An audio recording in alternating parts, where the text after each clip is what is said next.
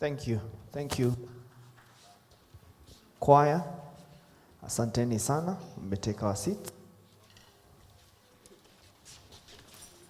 Thank you. Good morning, everyone. I'm requesting that those who are seated at the back kindly come and occupy the front seats. We can occupy the first 3 or 4 rows. Kindly, those who are seated at the back, welcome to day 2 of the Performing Arts Conference. My name is Kevin Kimani. At this juncture, I want to welcome Dr. Emmanuel Shikuku to come and give us a recap of yesterday's day 1 program. And as he gives us the recap, the team that is performing to please set the stage for their performance. As we get the recap, the team that is performing to set the stage for their performance. Thank you.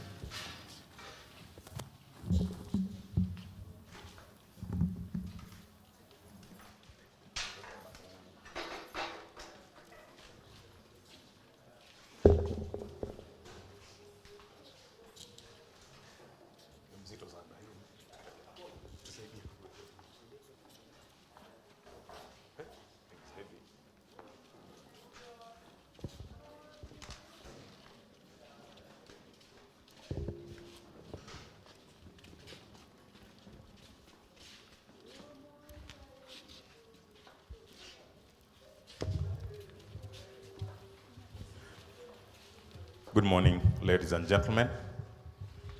Welcome to the recap of day 1 of the conference, which also served as the opening ceremony. We had the arrival and commencement of the program by 9:30 a.m. Before that, we had an entertainment session from the KCC choir and Goma and Nasarakasi troupe. The opening ceremony was started by the CEO, Kenya Cultural Center Incorporating National Theatre, who welcomed everyone to the conference and to the center. And he introduced the scientific committee, the paper presenters, the keynote speakers, as well as the chief guest, who was the principal secretary in the Ministry of Culture, Arts, and Heritage. After that, he invited the chairman of the scientific committee, Professor John Mugubi, to give his remarks. And Professor stressed on the importance of research and dissemination in such fora as this conference. And he urged the participants to look for new frontiers in innovation, sustainability, and social impact. He further encouraged participants to share insights and challenge the conventional paradigms through the conference. He lastly implored all the participants to embark on the journey of discovery and transformation in the performing arts with a shared vision for a better future.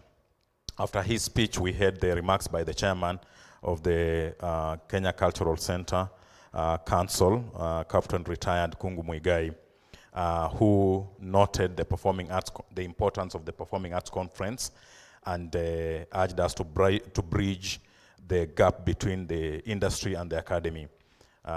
He noted that it's important for us to do this because it brings together a diverse range of our stakeholders who are exchanging insights on the current state and the futures of the arts. He appreciated the presence of all the participants, especially the keynote speakers, the PS, facilitators, moderators, panelists, and paper presenters, as well as the partners who had come in strongly. Lastly, he expressed his gratitude to the members of the Governing Council of Kenya Cultural Center for supporting this kind of initiative. The CEO KCC came on stage again to welcome the Principal Secretary, Ms. Umi Bashir, who also stressed the importance of data in government policies. And therefore, she noted that proper data is gathered through scientific research and disseminated through conferences as this one. And so she applauded the organizers of this conference for bringing together participants who would talk about their researched ideas and provide very important data. She stressed the need to monetize talent and empower the youth so that they feel also appreciated. And she implored the participants to keep telling our stories positively and objectively. After her speech, of course, after her speech, she declared the conference officially opened, and in so doing, allowed us to invite the keynote speaker, Ms. Joy Mboya, who is the executive director of the Go Down Arts Center, to make her remarks. And in her remarks, she was categorical that the arts sector, just as any living sector, has vital signs, and we must always read these vital signs for a healthy performing arts center, which she noted had the following as the vital signs. One, the need to have more arts center emerging, or the need to create an atmosphere that enables more arts centers to emerge, and also create infrastructure that supports the arts. Secondly, she noted that we need to build institutions of performing arts, those that are existing, or found new ones. Three, she said there's importance to read training in the performing arts as a vital sector. And four, she noted that another vital sign is the intersection of performing arts and other institutions of social life, and she gave examples of finance, agriculture, health, and so on and so forth. So reading the vital signs helps us to forecast the trajectory of healthy growth of the arts sector. And by so doing, it helps us do the three of the following. One, intervene where necessary. Two, reflect on the state of the vital signs. And three, take appropriate actions to help those vital signs continue working. The mid-morning session was composed of two paper presentations, one by Anne Wahome, who stressed the importance of poetry as a therapy and as a tool for community engagement. Two was by Shanaz Amidi, which was a virtual presentation, and she stressed the importance of art as a multifaceted tool for health promotion, where she argued that, where she gave a case study of a program that she was involved in that created the non-clinical bridge between primary health care and the community, using what she called the salutogenic approaches to improve health behaviors. The afternoon session had the following presentations. The first was by Alex Nderitu, who presented on the streaming using AI and social media. And he found out that through streaming, one can reach a global audience. The next was by Brenda Juma, who presented on the influence of technology on costume department of production to express characters and characterization. She noted that technology has expanded the provisions for creativity through applications such as Adobe Photoshop and Sketchbook. The third presentation was by Tracy Kibwe Wamboi, who talked about AI and performing arts, and she expressed how AI can be used as a tool for the Department of Production, such as playwriting. The fourth presentation was by Donald Openda, a practicing artist who presented on the concept of hybrid theater, and that creates interface between technology and traditional methods of theater. The last of the presentations was by Fedari Oyagi, who presented on the place of the performing arts in the fourth industrial revolution, and he predicted that the fifth industrial revolution is on the way, and we artists and workers within the creative arts sector need to prepare for it. He gave examples of the Internet of Things and other AI creative processes. He also mentioned augmented reality as well as virtual reality as the next frontiers of the creative, the creative arts sector needs to lay more emphasis. And lastly, to close the day, we had a thought-provoking monologic presentations, presentation by Kibanda Theatre. And we closed at about 6 p.m. with the national anthem. Thank you, ladies and gentlemen. That's the recap for the day's, yesterday's events.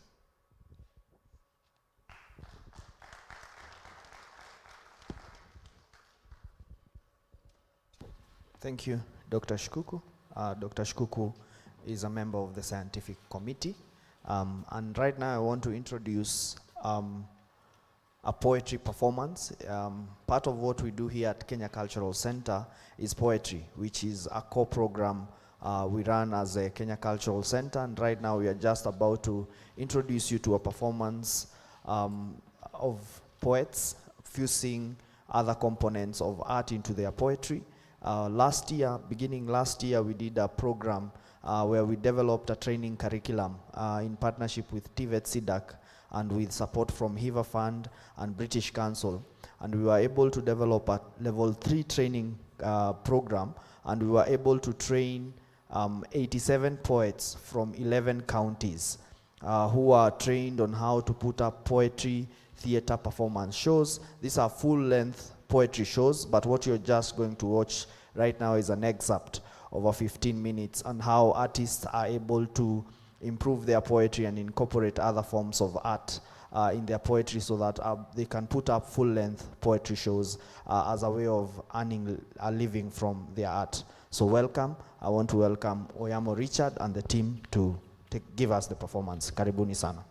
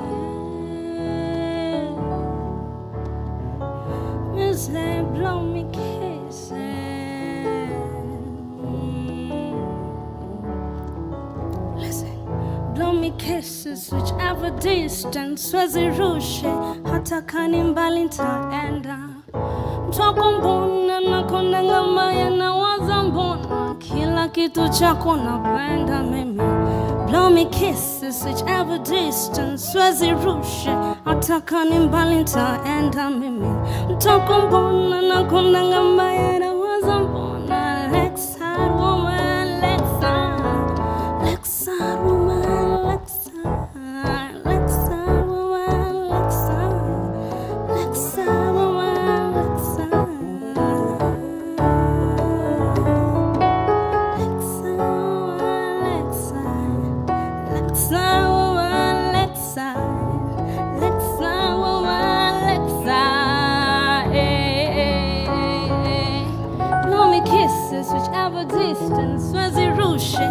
Kani mbali nitaenda choko mbona nakonda ngambaya na waza mbona kila kitu chako napenda blow me kisses whichever distance wazirushe hata kani mbali nitaenda mimi choko mbona nakonda ngambaya na waza mbona Lexar woman Lexar woman.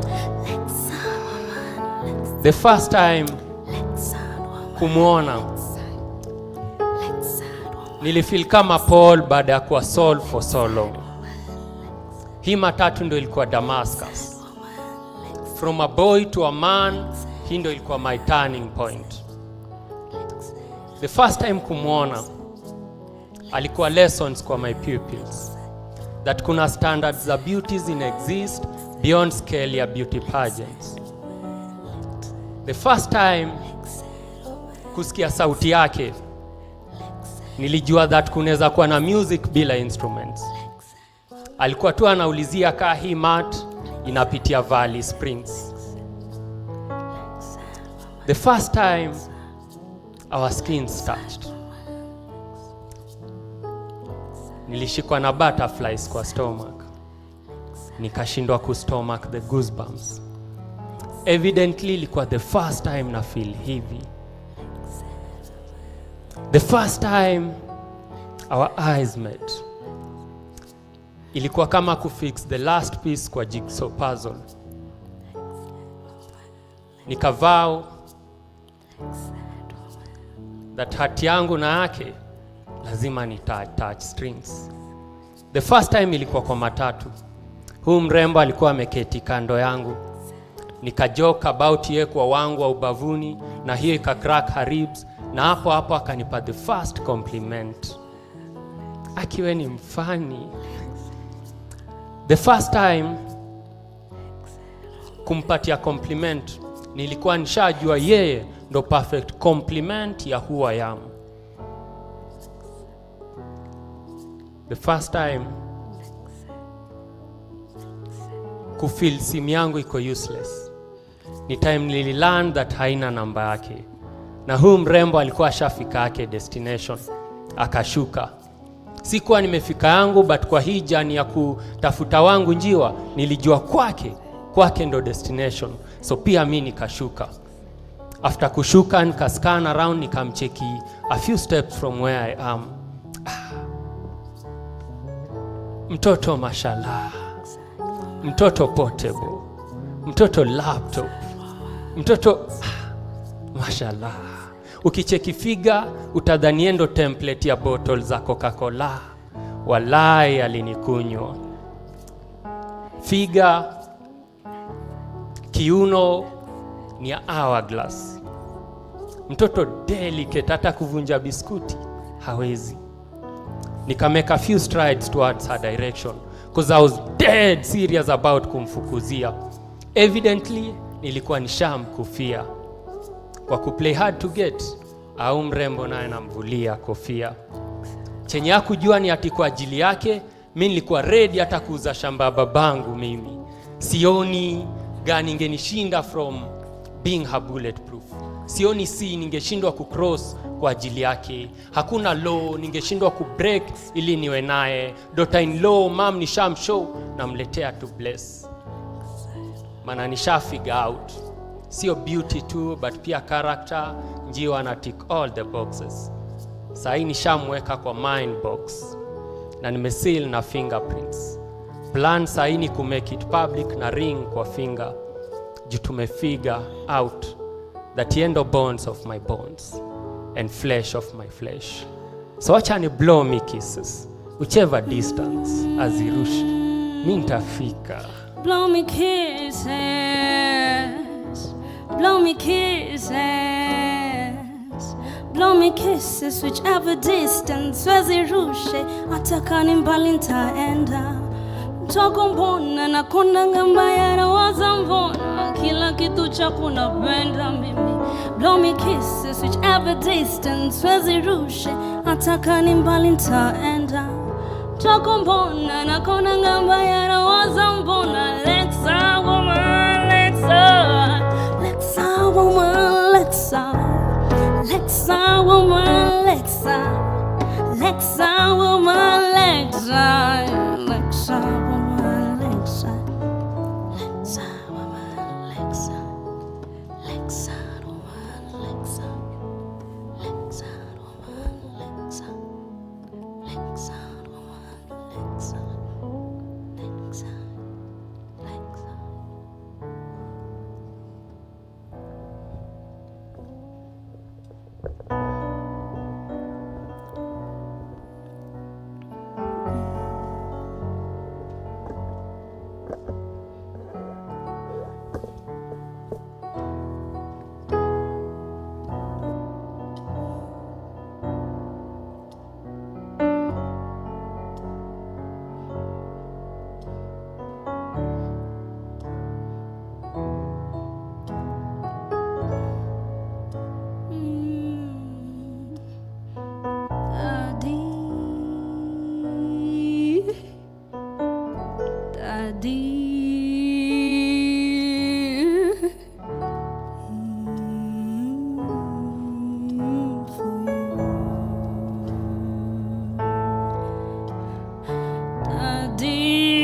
Daddy, Daddy, Daddy, I wrote a letter for you,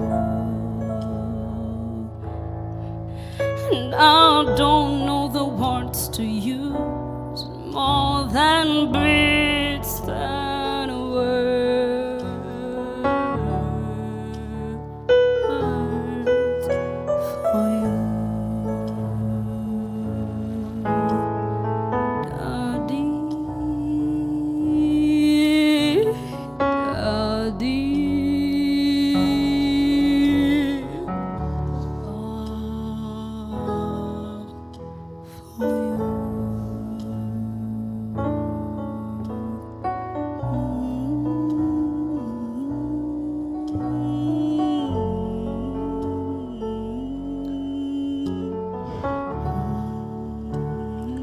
Dear Father,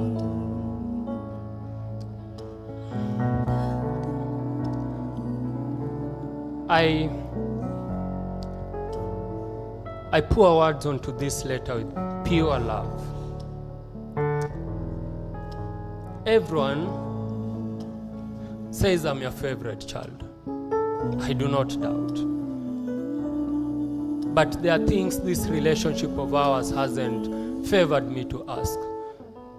There are things, the ingredients of this relationship hasn't allowed me to flavor with. Let's begin with, who poured ice on your heart? What is it that tickles that masculine frame of yours? When is the last time that you genuinely cracked your ribs? What is your definition of love?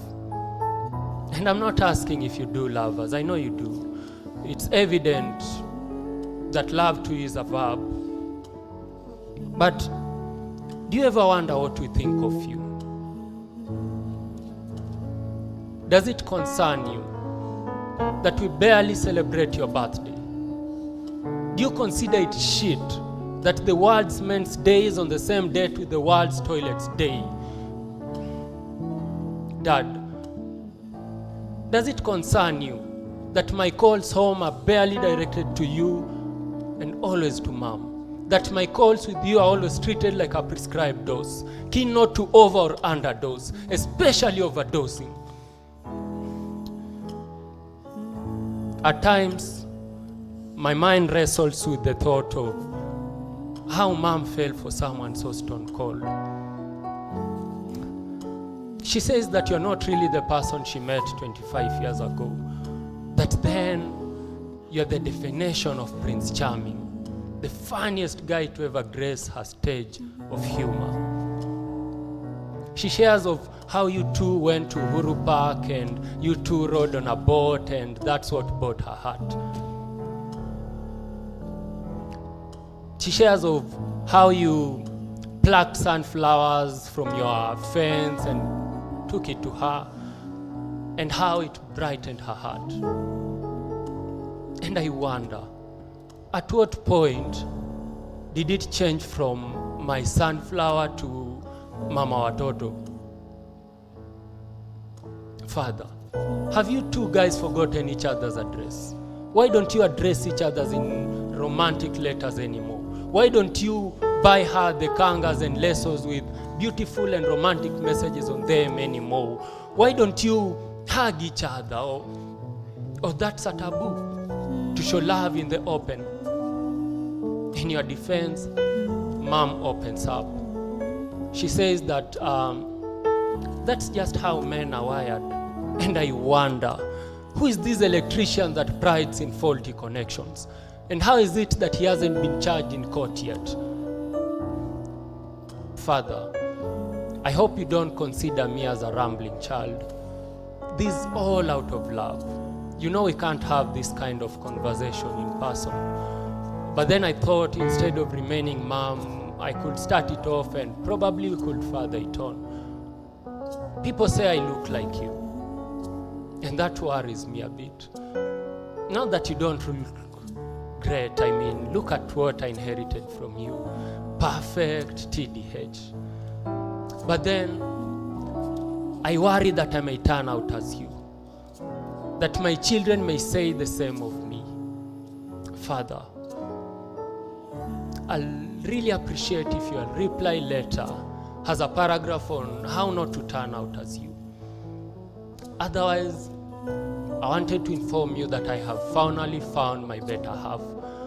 She may not tick all of your boxes, but she's mine. And I love her to the core. And I shall be coming for blessings. Yours, lovely son, Oyamo Richard. I don't know the words to you, Daddy, Daddy.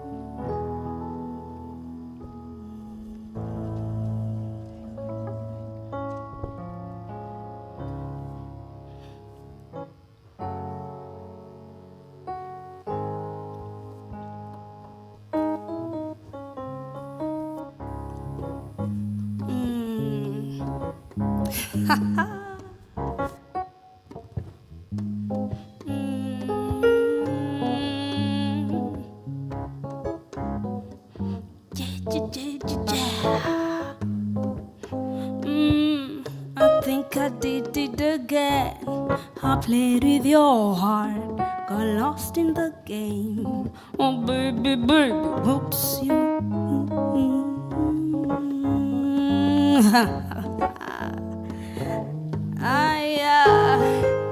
I think ooh.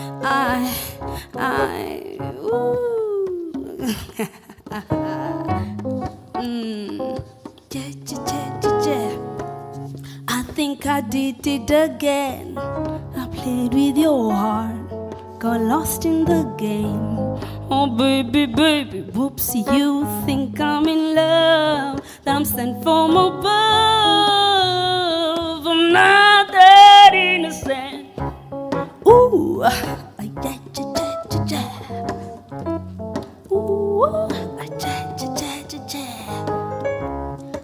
love great performances. Have you ever seen a performance so good it captures the very fabric of your being, blurring the lines between reality and fantasy? The kind of performance that deserves multiple awards. Best Actor of the Year, Best Production of the Year, Most Thought-Provoking Show of the Year. I recently witnessed such a performance, and my oh my, it was riveting.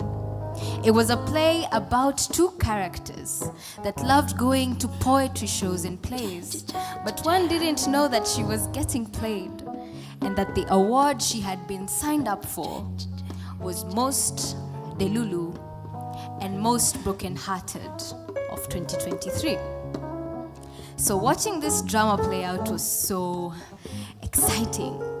The antagonist was charismatic. They exuded this confidence that the damsel just couldn't resist. They always found a way to make her laugh, and so she fell for their charm and into their arms.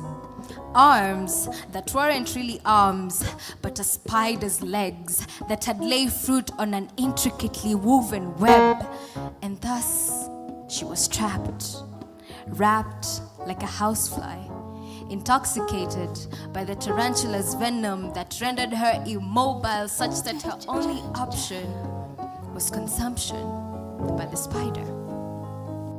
The little housefly was so intoxicated, she thought the fangs were just elongated teeth, and that the pain was pleasure from the love bite that put poison into her bloodstream, lulling her immune system into some kind of fever dream so that it wouldn't scream and alert her that she was in peril and needed to leave if she wanted to live.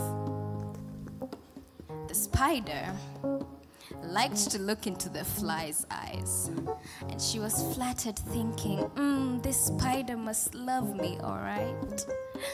But she couldn't see the malice behind the smile, which was actually more of a smirk that it made as it told its spider friends of how it captured a rare housefly that was so hard to get and turned her into a conquest.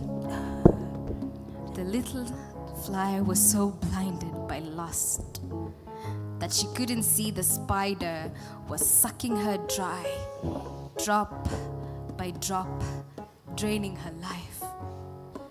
The torture was sweet, but only to the spider that really liked to tease. It got off on it. It made it excited seeing the fly hot, bothered, squirming, begging to be set free. So, ladies and gentlemen, let's give a round of applause to the spider. Master puppeteer pulling the strings that doom every housefly to a life of miserable endings.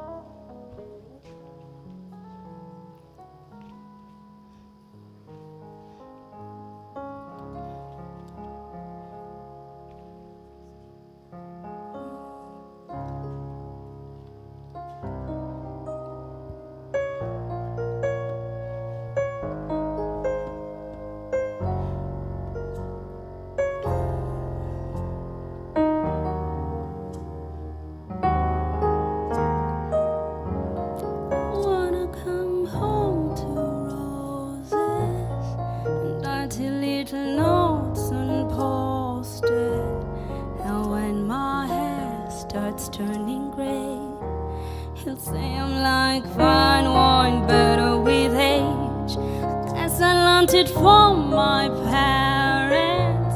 The true love starts with friendship. A kiss on the forehead, a date night, fake an apology after a fight. I need a man who makes me feel young. I wanna slow dance in the living room like a 18 at senior prom and grow. Or with someone who makes me feel young. I need a man who loves me like my father loves my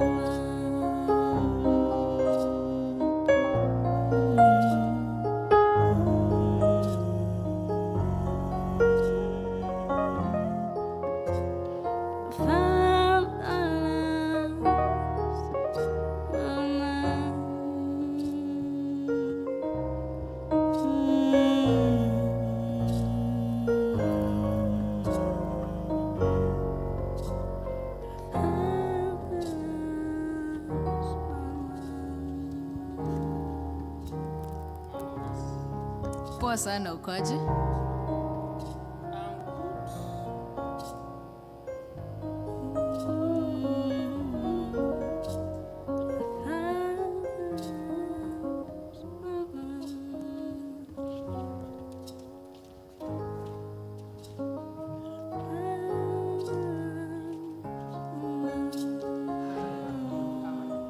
I'm doing great.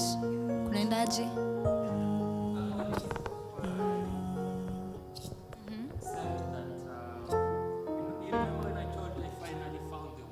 Yes.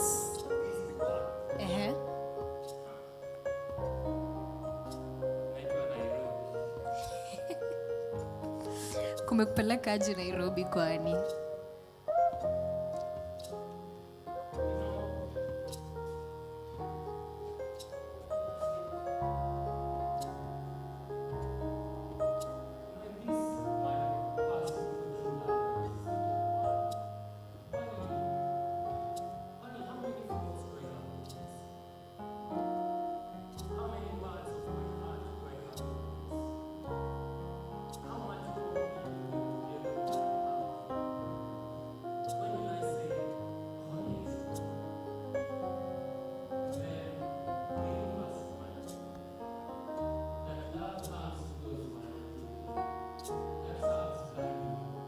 Yeah.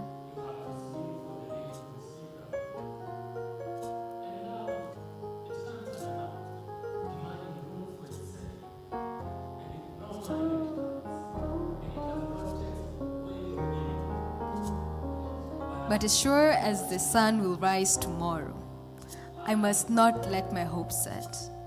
The flower sure will blossom, and when that happens, I will know. Because to me, love is getting to bed at 9 p.m. on a Friday night. Because you'll be up at 5 a.m. boarding a bus to Nanyuki to catch a waterfall. And I'll make fun of you when you slip and fall, despite me being muddy from head to toe.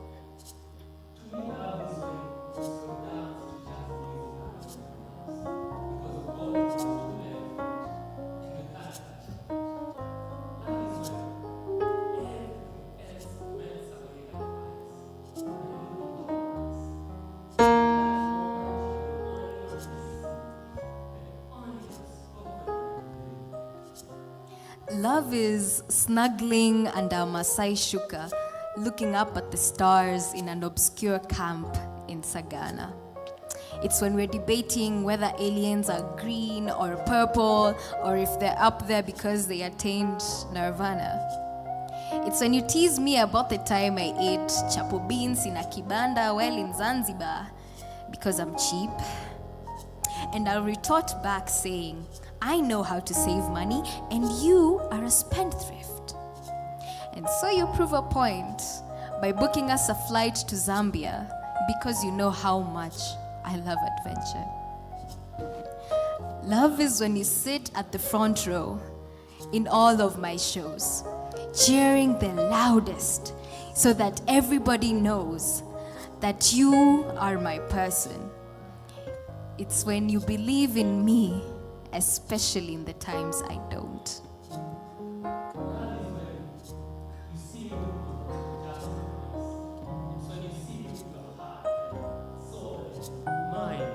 It's when you hear and feel and smell me.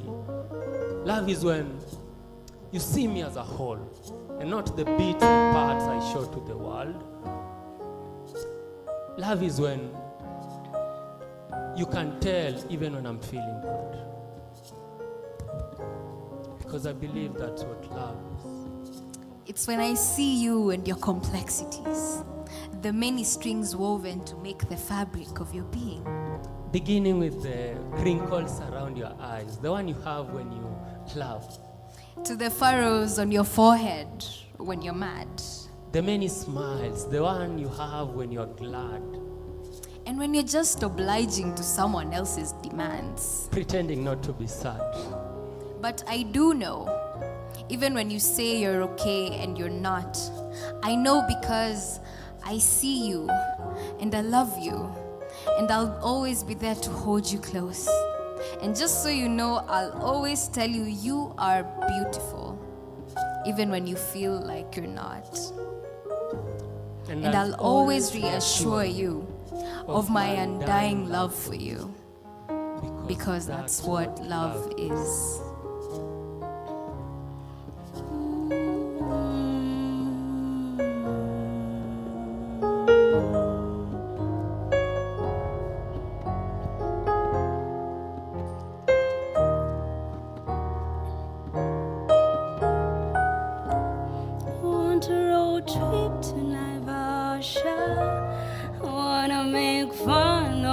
Other, I wanna rock out to Saudi soul and flip off for kids when they call us flow. He'll accidentally burn our dinner and let me be the Scrabble winner. And when my body changes shape, he'll say, "Oh my God, you look hot today. I need a man."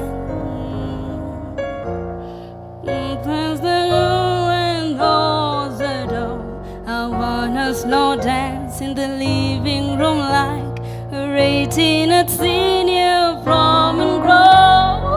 Always someone who makes me feel young. I need a man who loves me like my father loves my mama. My father loves my mama.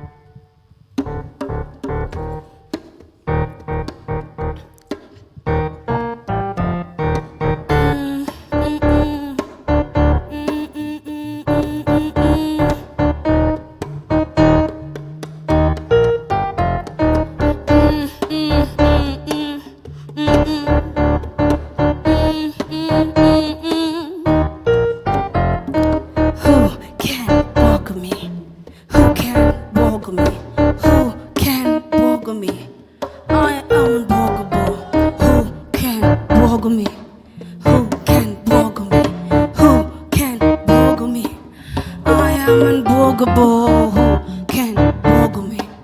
Who can boggle me? Who can boggle me? I am unbogable. Ooh. Who are you? What are you? Who the hell are you? Do you know me? Do I know you? Get the hell out of my face because I am unbogable. I am unbeatable. I I'm unsewable. So if you know the song, sing it with me. Who can boggle me? Who can boggle me? Who can boggle me? Because, come on now, say, who can boggle me? Who can boggle me? Who can boggle me? I am on. Who can boggle me? Who can boggle me? Say, who can boggle me? I am unboggable. Who can boggle me? Who can boggle me? Who can boggle me? I am unboggable. Here is Boggle me. an anatomy on how to love yourself. First off, You must not be afraid to be a narcissist. Let's begin with your beauty. I mean, look at yourself. Perfect TDH. This is what every lady wants, and apparently some men too. You are Joseph, and everyone else is Potiphar's wife. Your jawline. This to get men will fight for tooth and nail. The shape and size of your lips are guarantee that you are really a great kisser. Your waist alone, it's enough to win over all the Kardashians. Remember I said, You must not be afraid to be a narcissist. I mean, have you looked in the mirror lately? Seen those beautiful brown eyes swirling like chocolate? And those soft pink lips that part to reveal the perfect smile, so enchanting. Kairetu kadaka, my God. You are Kikuyu royalty. And look at that nyash. And those legs perfectly toned from all the hiking, darling. You must not be afraid to be a narcissist. let's further your thinking to your inner beauty. About kindness. After Jesus, it's only Mother Teresa who can match you. How about your argumentative personality? This to get men will fight for tooth and nail. And this, lawyers are dying to get. You know, how about loving? You're the hopeless romantic one. When you love, you engulf yourself in it from your head to your toes. Everyone would love to be loved by you. Even though, that's why I have so many stitches in my heart. But leave that. I am an optimist. I am a risk taker, charismatic, Prince Charming. I am lovable and unbogable. Remember I said, you must not be afraid to be a narcissist. Think of your voice. It's not that really melodic, you know. Apparently everyone can sing except you. Don't you think that makes you unique? You should be proud of that. Your walking style. It's as if you are sauntering on clay. To you, a red carpet is a child's play. Your sense of fashion. It's not fashioned out of this world. Word has it round that fashion designers yearn to work with you.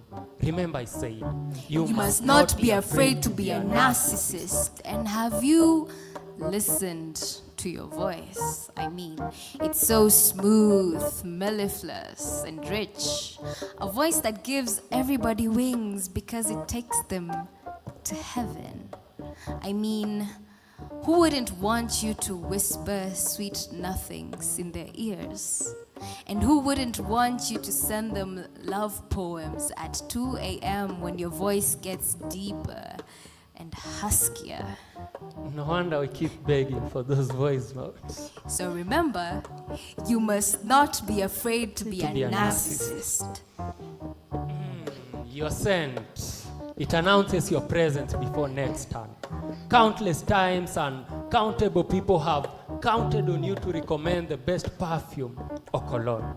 Your body physique, flexible enough to coil in someone's body and uncoil before masses. No one wants to cuddle with a rock in the name of a bodybuilder. Remember I said, you must not be afraid to be a narcissist. And your mind, your beautiful mind, buzzing with thoughts and ideas. You are creative and you got that common sense that isn't so common. You question the norm, you don't conform, and it comes so easily to you. By Jove, you are blessed by the gods. You are an adventurer, a wanderer, always on the road. You know that the world is a book, so you immerse yourself in all the pages you can get your hands on. So, darling, you must not be afraid to be a narcissist. So before you buy her address the reason why you haven't bought yourself that shirt yet. Before buying them that pair of pants, get yourself a tux. And before taking them out on dates, get yourself on a plane. If you're giving her dates, give yourself a calendar. Before you send your mom money for salon, when is the last time you visited a barber? Your mom herself wouldn't wear that crown with pride if you have shaggy hair. Before you send your brother money from Zinga, how about you spread some honey on your bread first? Remember I said, you must not be afraid to be a narcissist. So before you simp for anyone, simp for yourself first. You are a baby girl. Boy, you are the prize. You deserve the finer things in life, the finer people in life. So put yourself on the highest pedestal, because you are more than deserving. So love yourself.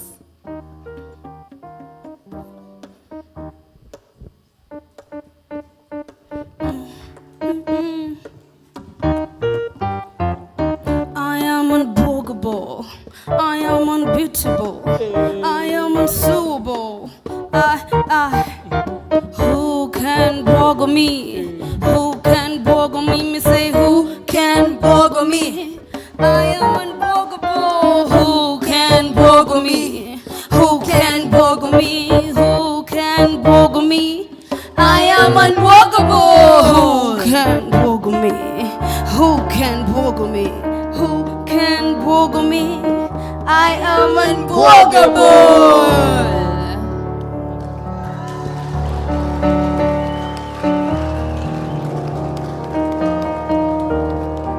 Thank you. That was our set. I have very few seconds to introduce and then should be leaving the stage. So on the keyboard, that's other than Kamwala himself. On the guitar, we have a gentleman by the name Pau. This is Wairimo. Just Wairimo. Just Wairimo to be specific. This is Mora. And our dancer here is called Eliaro. And our percussionist is Santana. Thank you. Thank you. Thank you. Thank you, Oyamo. Oyamo is one of the students as they clear the stage and we set for the next session. I want to welcome you again to day 2 of the conference. This is one of the students of the Poetry Theatre Development Program. And he will also be giving a workshop. He applied to be part of the conference by giving a workshop on poetry development concepts. Just to give you a highlight is that we are now going to have the keynote address setting up together with a few remarks from our center. And then we are going to have paper presentations, and then we are going to take a tea break. And then after tea break, we are going to have a panel discussion on the business of art. After that, we are going to go for lunch, and then we're going to have other presentations in the afternoon, and then we're going to have a performance, a dance performance at around 5, and then at 6, we'll have a book launch at Alliance Française. A book launch at Alliance Française, and we'll also get an opportunity to experience a 3D animation, virtual reality exhibition also at Alliance Française. So it's a busy day. Be with us the whole day. It's packed, good things, and I'm sure you'll enjoy. I also want to appreciate our sponsors and partners who have partnered with us in this second Performing Arts Conference. That is Alliance Francaise, the French Embassy, Hiva Fund, Homeboys Production, Homeboys Radio, who are doing our live stream. And you can also follow us online. And for those who are following us online, feel welcome. And at this juncture, I want to welcome our CEO, our director, our keynote speaker to take the stage. Karibuni sana.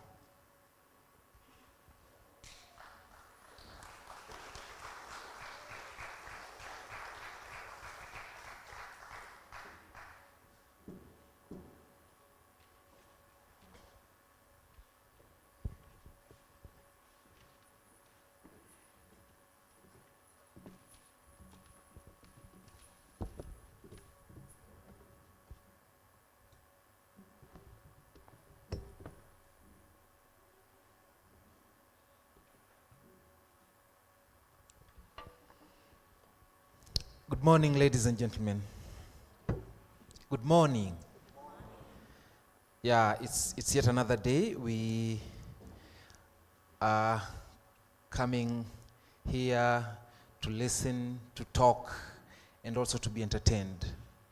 The first entertainment you've seen is a piece that has been crafted out of our engagements with young people through the program called Poetry Theatre Development. Can we give them a round of applause?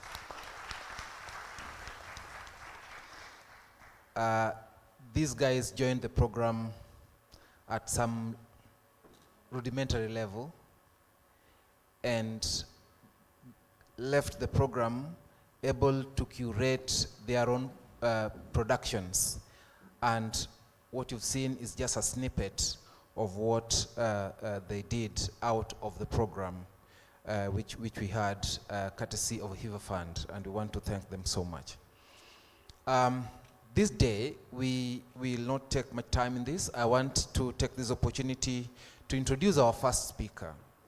The first speaker we have today is Madam Jennifer Koikai. Madam Jennifer Koikai is a director at the Kenya Cultural Center Governing Council. Actually, she is the vice chair of the council. But also, in another life, Madam Jennifer Koikai is also the assistant registrar admin at Masai Mara University. So, can we put our hands together for Madam Jennifer Koikai? Thank you.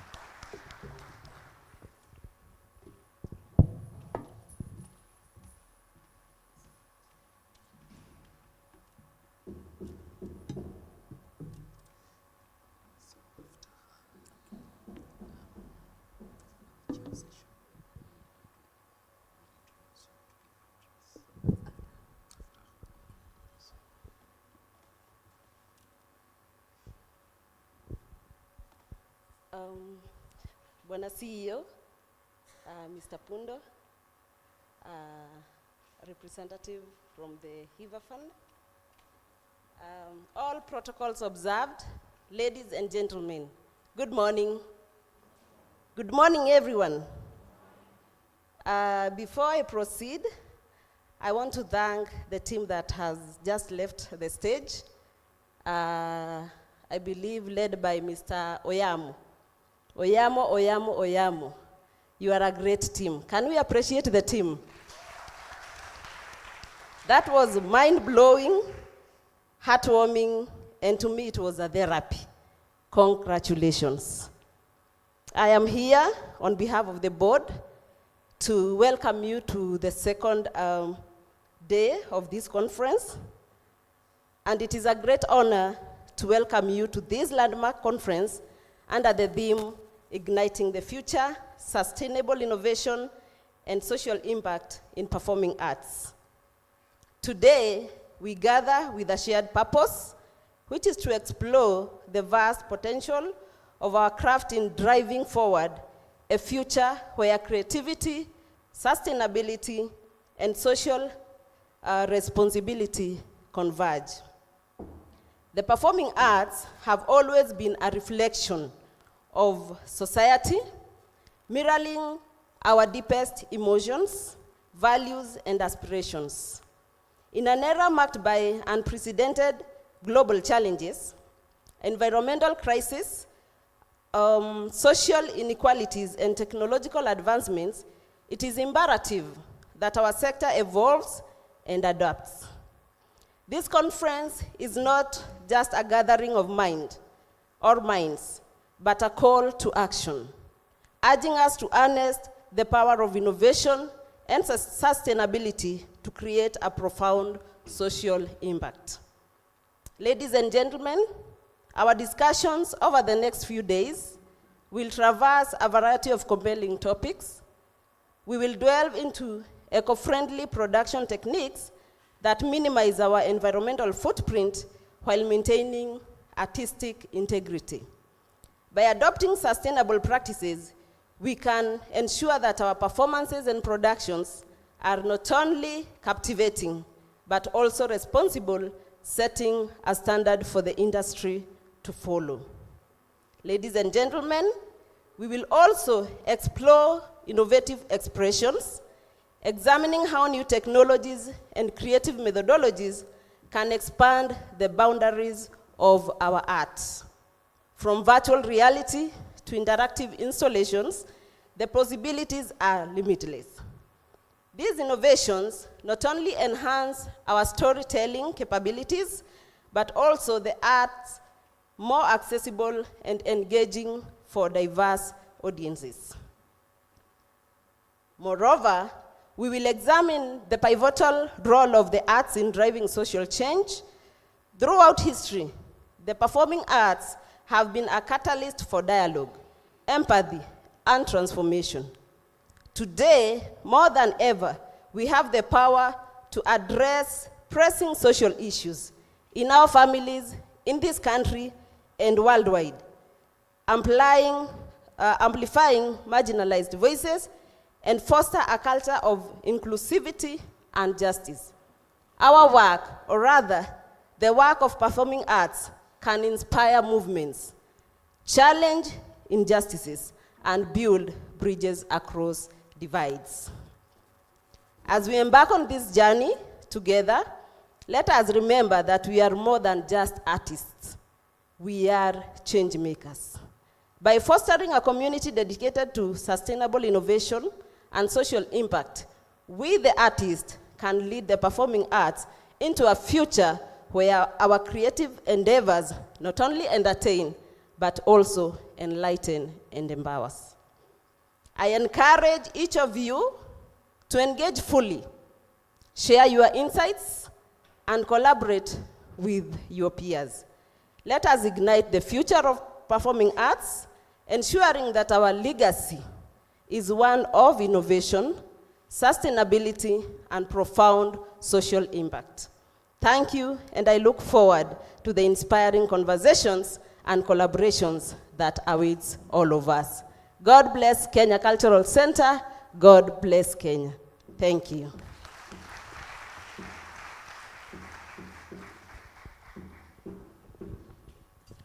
Thank you so much, Director Jennifer.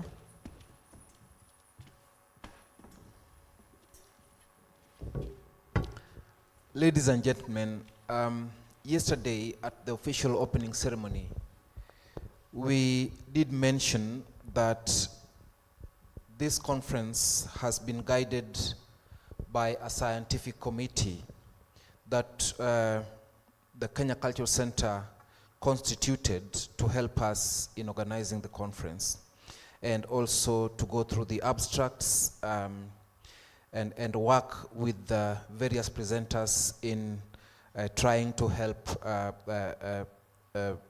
correct their abstracts ready for this conference.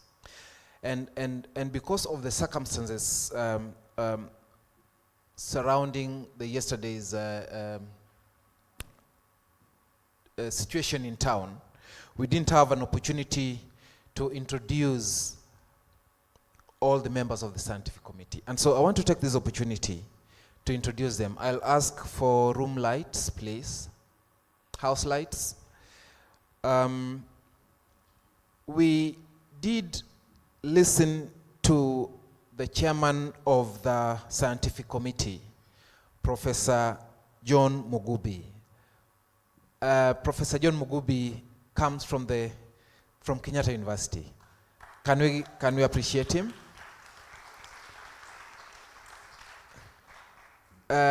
Again, we have also listened to another member of the scientific committee, who is Dr. Emmanuel Shikuku, also from Kenyatta University.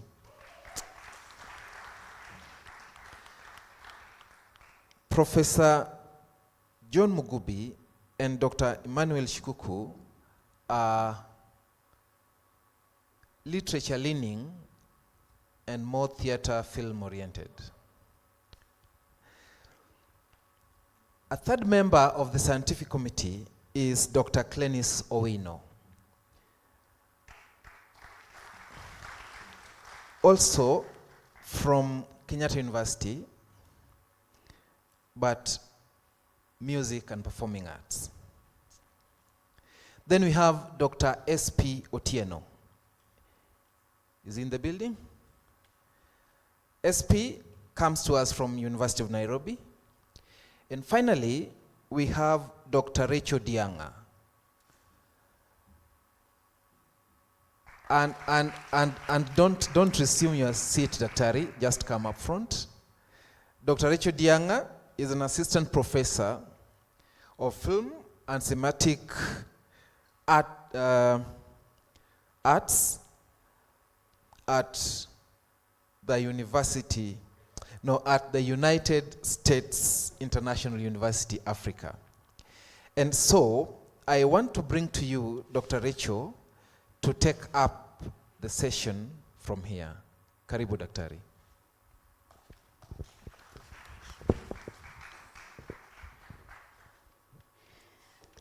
Thank you so much, Bwana CEO. And I can't tell what was said yesterday because my seniors were here yesterday. My very senior, Professor Mugubi, who was my teacher in undergraduate and postgraduate and still continues to be my teacher. So I'm really humbled and happy to be part of the scientific committee for this conference. Please, I know it's a brilliant yet chilly morning, but let's just liven up because some great things are coming up. We're about to listen to a very intelligent lady that I've always admired from a distance. And I just want to go straight to the point and introduce her so that she can come and share with us some words of wisdom around the creative arts. So, ladies and gentlemen, I would like to introduce to you our keynote speaker for this morning. And this is when the technology says no. Let me use my two hands for a moment.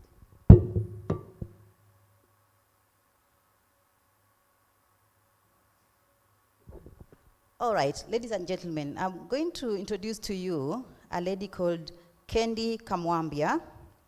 Ms. Kendi Kamwambia is the Partner and Investment Compliance Lead at HIVA. Do you understand what that means? When you just speak English, yeah? Partner and Investments and Compliance Lead. We are here to learn. We learn every day, okay? So, in a nutshell, that means that Ms. Kendi, she's an investment expert who has been instrumental in the development and execution of the firm's investment strategies. She has led the team in identification of investment opportunities in various asset classes. Are you starting to understand? Are we starting to understand? We need to understand this before we move on. If you don't understand, then there's no need for her to speak. Do you understand? Okay, let me make you understand more. So, she has as well led the due diligence and risk assessment process in the various investment cohorts at the firm. Kendi also provides post-investment management, support, and monitoring to the firm's investees. And currently, she manages, now this one you'll understand, we all understand this. Currently, she manages, take your calculator out, so you can understand better. She manages support and monitoring. She manages an investment portfolio of over 1 million USD, calculate in shillings, so we understand better. Over 1 million USD, and a grants portfolio, this sounds also interesting to us, a grants portfolio of over 4.5 million US dollars in 13 Eastern African countries. Does that sound like what you like to hear? Yes, I personally like to hear this, Ms. Kendi, and I'll be very attentive. She also has been involved in various capacity building efforts for entrepreneurs within the creative and cultural sector, to which we all belong or we are associated, with an aim to make the sector more investor ready and bankable. So, ladies and gentlemen, if you want to understand more about all these, what it means, and all these 4.5 million, 1 million USD kind of thing, join me in welcoming Ms. Kendi to the podium.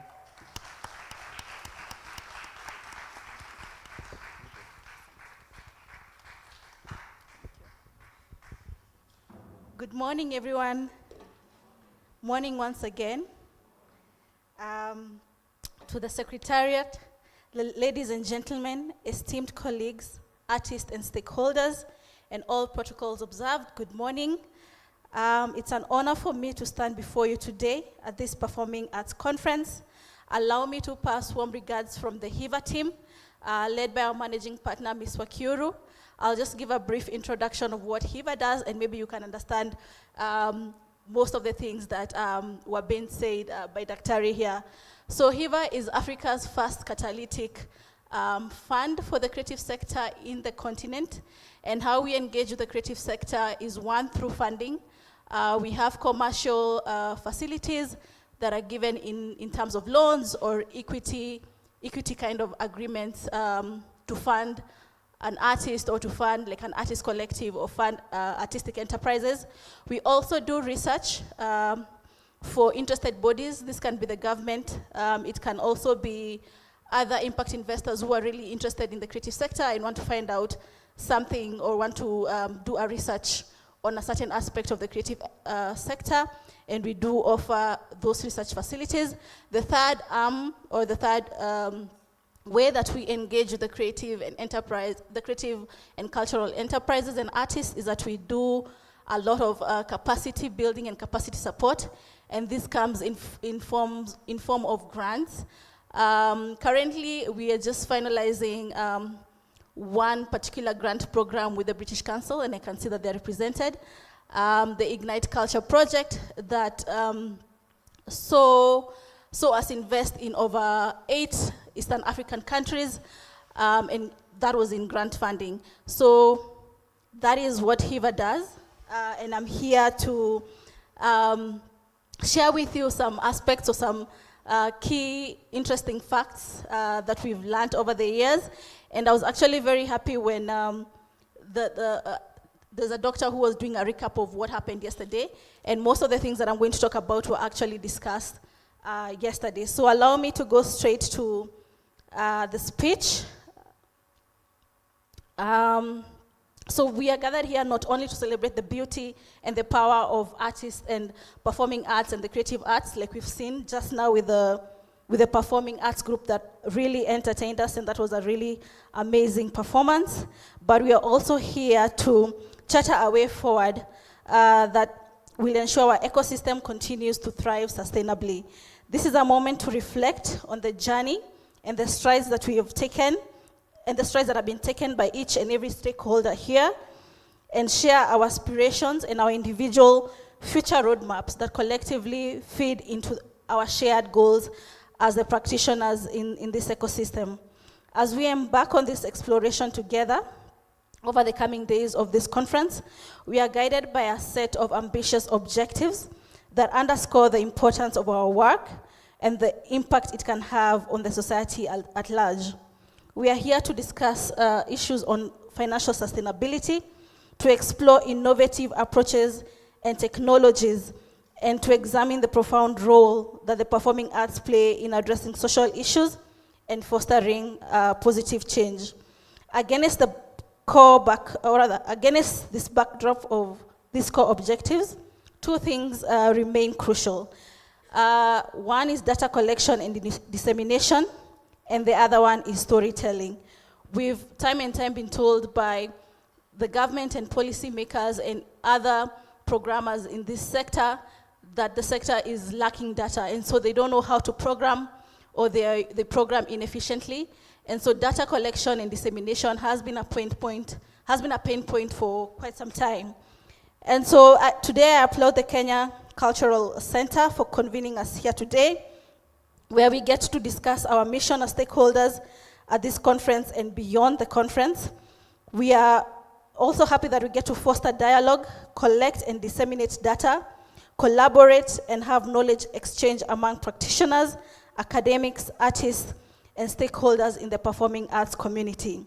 When it comes to storytelling, I'm glad that this conference is creating a platform for us to showcase new and innovative works, such as the new curriculum that the Kenya Cultural Center was able to develop for the performing arts. And this particular curriculum was developed in conjunction or in partnership with HIVAFund, the British Council, and the European Union. We are also here to continue to develop best practices for artistic creation and audience engagement. We also are required to start thinking about impact measurement so that we can continue to advance the work that we've all been doing to ensure a thriving and sustainable ecosystem.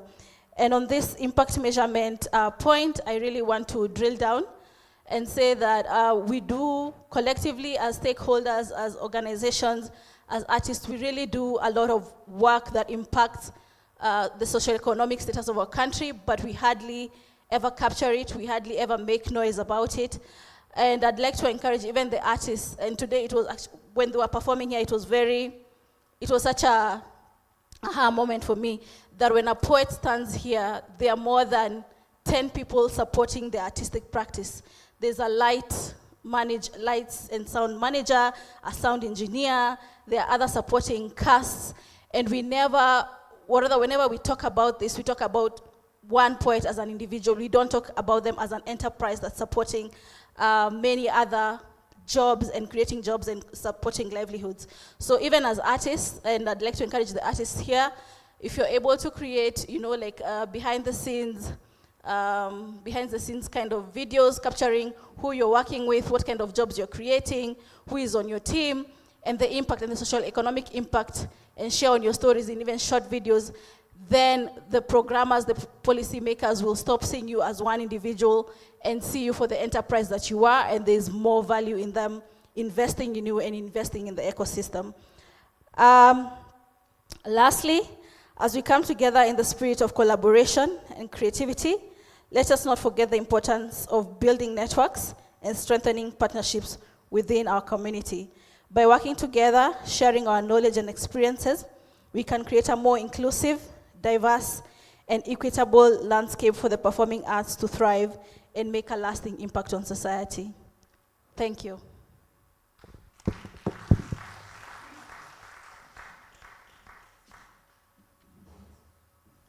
Thank you so much for such a wonderful presentation. I don't know whether we have a moment to take any questions. Are we allowed to take any questions from a keynote speaker? No. So that guides me, therefore, that I really want to appreciate you, Madam Kendi, for making things clearer to us, making us understand more how we can plug in as through research, through funding, through capacity building. As members of this creative community from different sectors, we now see how we can come in, be it from the academia, how we can work together, and the practitioners, and even those who are still upcoming. So thank you so much. I think I'll give you back to the CEO now for a moment. Thank you so much, Daktari.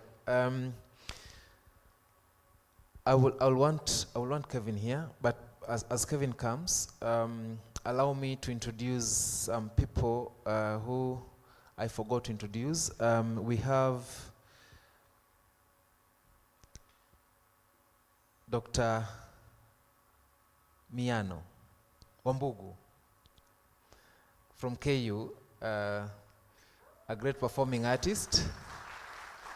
I know I don't know some, but we also have the CEO of the Kenya Film Commission, our brother Timothy Owase. And I know we also have one of the directors of the Kenya Cultural Center Governing Council, Bwana Douglas. Feel free, enjoy the conversations, and also be entertained during the Performing Arts Conference. Kevin?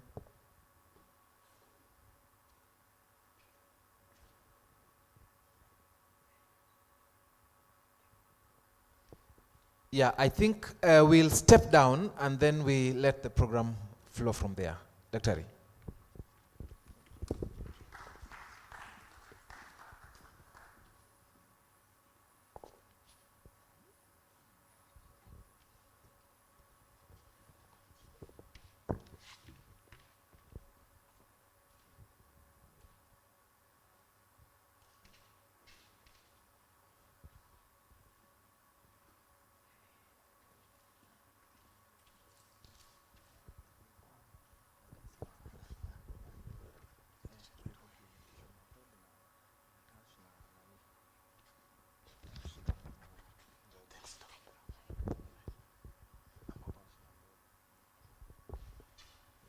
Ladies and gentlemen, a round of applause to the CEO for leading us through that session.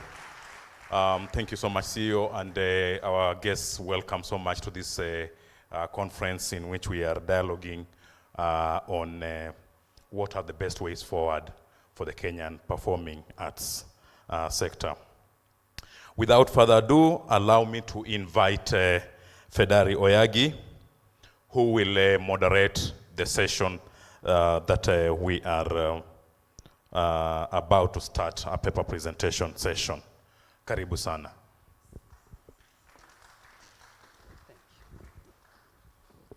All right, good morning. Bwana CEO, our guests of honor and all protocols observed, artists and our guests in the room, I welcome you all to this session. It's going to be our first session, paper presentation for the day. And because of time, I would like us to get started immediately. And my name is Fedari Oyagi.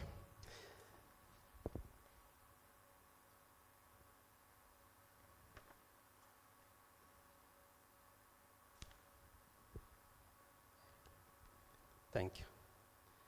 So this session will be covering the topic of the business of art, building sustainable financial models for artists and performing art organizations.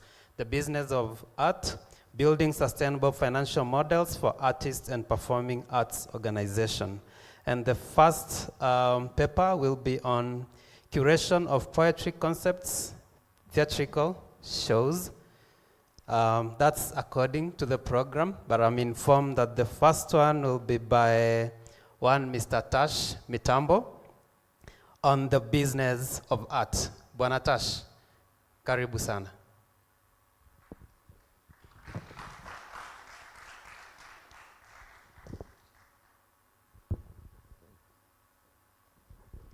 As Bwana Tash walked on stage, I would like to tell you who he is.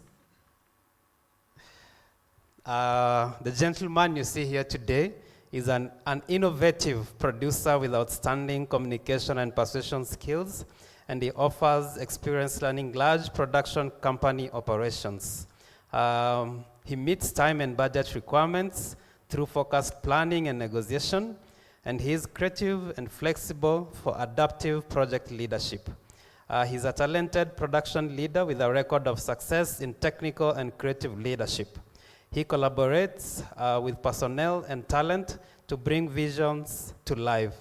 He is a polished communicator and organized project manager. Please, a round of applause to welcome Mr. Tash. So you'll have 15 minutes.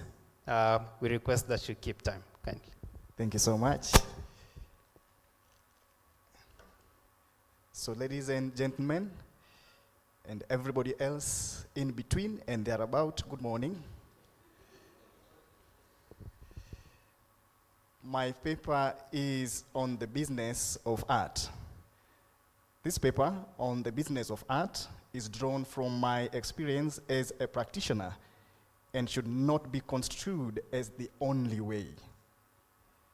One day, an influential city businessman showed me around his establishment. He showed me spaces that he was willing to give me for free to put up shows. He then took me to meet some of his billionaire friends in their establishments. Later, he told me something that I will never forget. He said that all those people were ready to invest even millions in theater if only they were sure of returns, however minimal. For those who had tried it before, word was that theater was a bottomless pit that took without giving. Theater is seen as a business that has no returns, and if you invest any money in it, then you should be ready to write it off as a bad investment. This led me to interrogate the models that we use as production houses. There is the funded model. This relies on grants and cannot therefore be used as an example of a successful commercial theater business model. A successful commercial model has someone investing, then getting returns and reinvesting for a sustainable business. One such model is the classic model that we all use, or rather most of us. Producers invest their money, then market their shows for an entry fee. The revenue generated is then used to offset the costs, and anything that remains can then be regarded as a profit. However, more often than not, this model has been a headache to producers. We were once in a meeting of producers here in Nairobi, and everyone was lamenting how they had debts accrued from production. There is, however, one producer who had had a good run as he had full houses for all the shows he had. We were surprised when he confessed to having a six-figure debt too from production. Personally, this model is what I have used over the years. After 3 years of consistently investing without returns and getting losses, things started showing up in mid-2019. For the first time, I could say that I had broken even or even declare some profits. This was, however, short-lived as COVID-19 kicked in 2020, and since then, it has been an uphill task to recover from the long hiatus. Many other production houses suffered from the same, and some like Fanaka Arts Theatre and Festival of Creative Arts that were powerhouses before COVID have not been heard from for a long while. The Phoenix model died with Phoenix Players Theatre. This was a model that did not really depend on what we call walk-ins for ticket sales. They had subscribers who were the main pillars of the repertory theatre. They would pay yearly subscriptions and be assured of a new show every month. It died when those who took over did not have the same goodwill as the founders. Also, theater business had changed, and it was no longer possible to get good actors to work for close to nothing, while TV had so much to offer. Paying actors is one of the biggest challenges encountered by producers, and we must agree that no stage producer has been able to pay any actor their work's worth. One of my actor's husband asked her, how is it that she works every day for a whole month, but she's only paid for 3 days when the shows are on? It was a valid question. For the simplest of shows, it takes a month to rehearse and stage a show. The inability to pay actors properly has led to many producers who are also actors staging solo productions just to avoid trouble.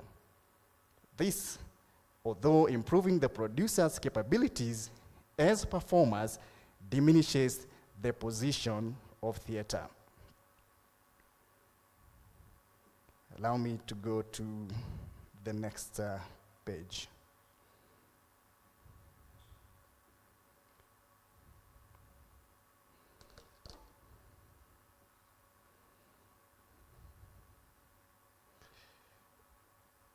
So,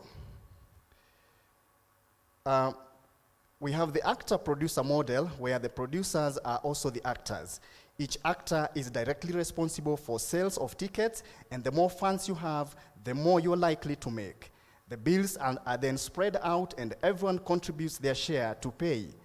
This seems to work well because the risks are spread out.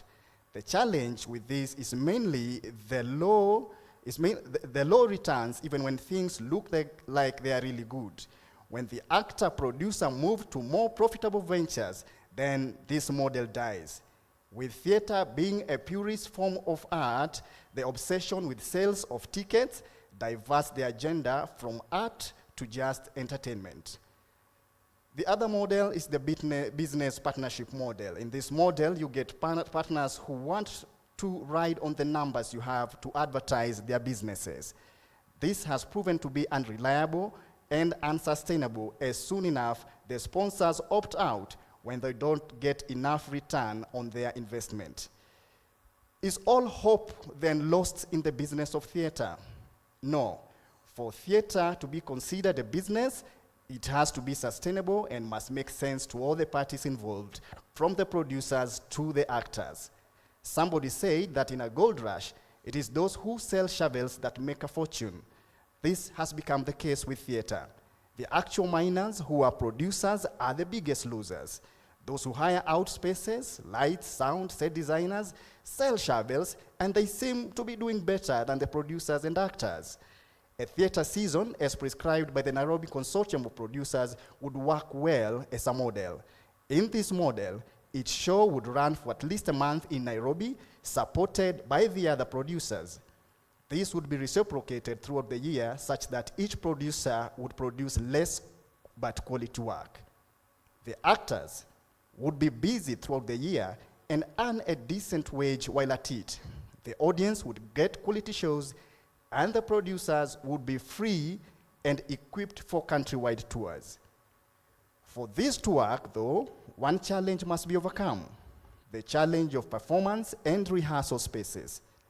For a successful theater calendar and a true repertory experience, the producers must be in control of the spaces they work in. This calls for a pooling of resources and ideas. Should it work, though, a question arises. Assuming that there is one show per month, that is only 12 productions in a year, and most certainly not everyone can fit into this, then what happens to other productions and performers? Well, this is not meant to lock anyone out, but it is to serve as a template that can be replicated in other spaces. I look forward to seeing this model work. For all the models, however, we might want to try, the focus should be on how sustainable they are and how hundreds of graduates in performing arts joining the industry every year can benefit. The truth is, people no longer buy performances, they buy experiences. We must adopt models like the one used by nightclubs and bars or churches, especially those known as prosperity gospel churches. Bars rebrand every 2 to 3 years, while churches work hard to own assets to execute their mandate. In summary, to make theater a sustainable business, we must reinvent ourselves, be self-sufficient, and collaborate. Meanwhile, if you'd like to enjoy practicing theater either as an art or to just offer entertainment, I've only got 3 words for you: get a job. Thank you.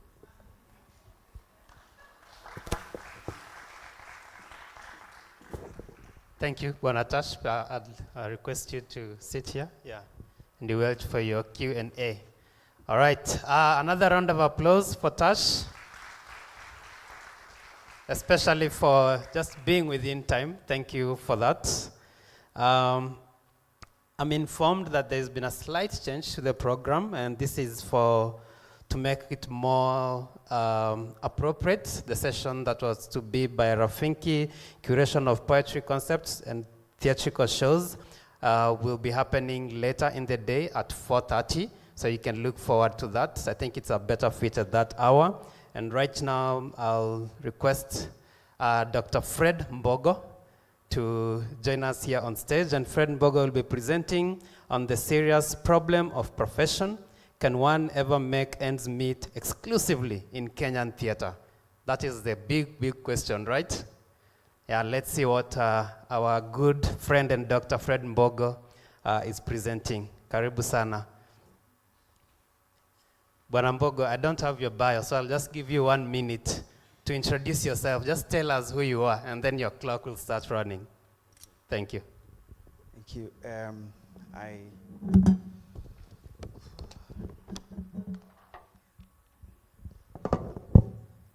have to drink water before.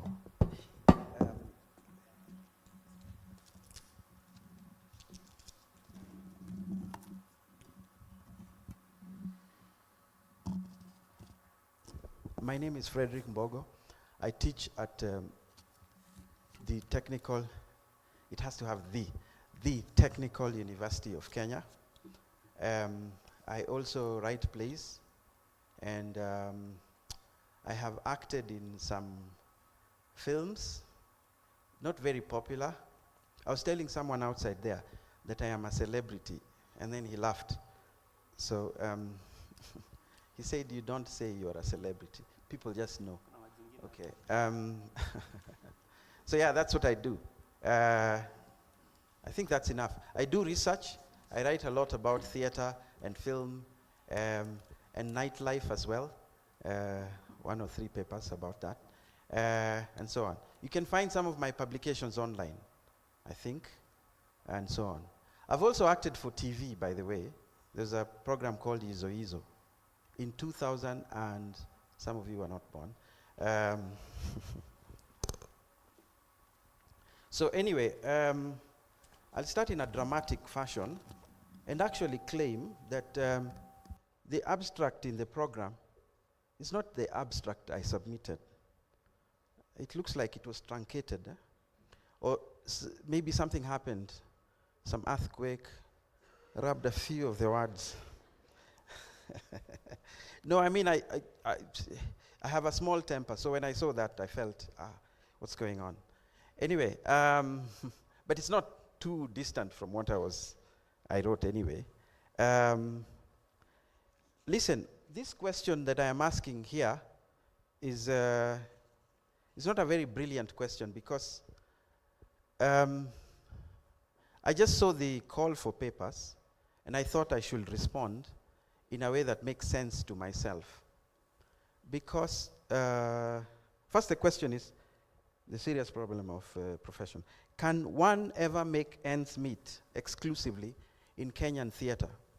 Because I teach theater, I walk around the university with a very big fear in my heart that if I get to my office and sit down, one day a parent of some young lady will storm into my office and ask me, what will happen to my daughter that is studying under you?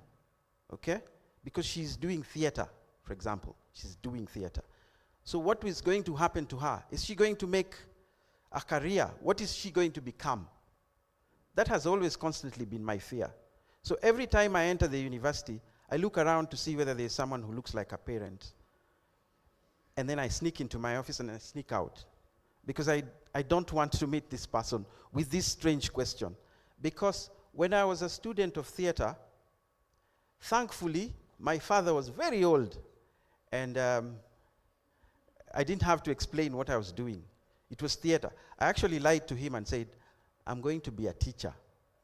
Well, I teach in a university, so I didn't really lie. But for me, that was a big problem, Because when you study engineering, you become an engineer. When you study accounts, you become an accountant. When you study theater, okay, you can come to the Kenya National Theater. But like that gentleman has just been saying, yeah, you might act once in a year because other producers don't like you. You have a big nose for their character. So they don't cast you, for example, and so on. So it's a big problem. So hence, this is the reason why I wrote this question. Can you actually make a life out of theater? You know, that was my problem. So, I mean, listen, this question is very easy to answer. That's why it's not a serious question as that. Because I saw in the newspaper that there is a group in Kisii that has contracts for actors to go and perform plays, school texts, set books within Kisii. And they make a lot of money. So they have signed a contract. So it's actually a job. They don't do anything else. They just act that. Lots of people make money that way. In other words, this question can be empty. It can be easily answered. Some people actually make money out of theater. They can make a career out of theater. People go and write plays for schools. And when they do that, you hear astronomical figures of how much they've been paid if their plays go up to the national levels. You hear 1.2 million. You hear 600,000. People even have a list. There was once a list that was circulating around talking about how people earn great monies from that endeavor. So, well, I mean, there's so many other ways you can think about the way theater can actually make you make money and therefore make ends meet, as it were. You can also use your theater skills in other areas, you know. For example, I know for a fact that if you have skills for lighting the stage, you can use these skills in event management companies. You can use these skills in so many other ways. If you are into production, you can use your management skills in other works and so on and so forth. If you are an actor, you can take your skills to TV, as he's been saying. You can take your skills to film.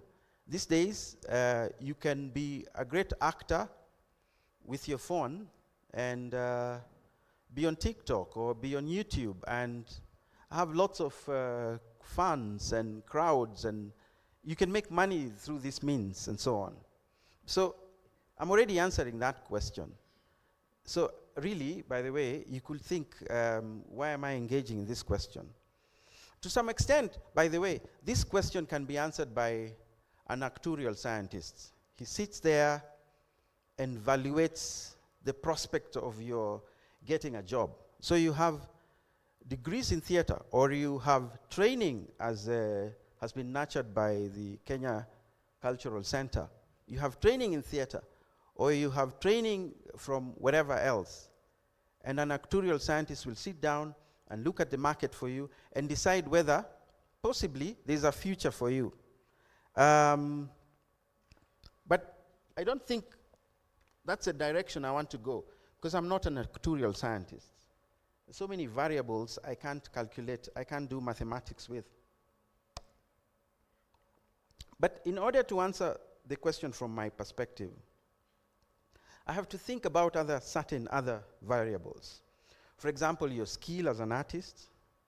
I can think about your possible training. Which direction did it take? I can also worry about whether, if you're a producer, you have capital. And there are many other ways, whether you will be lucky to be to go for an audition and succeed and so on and so forth.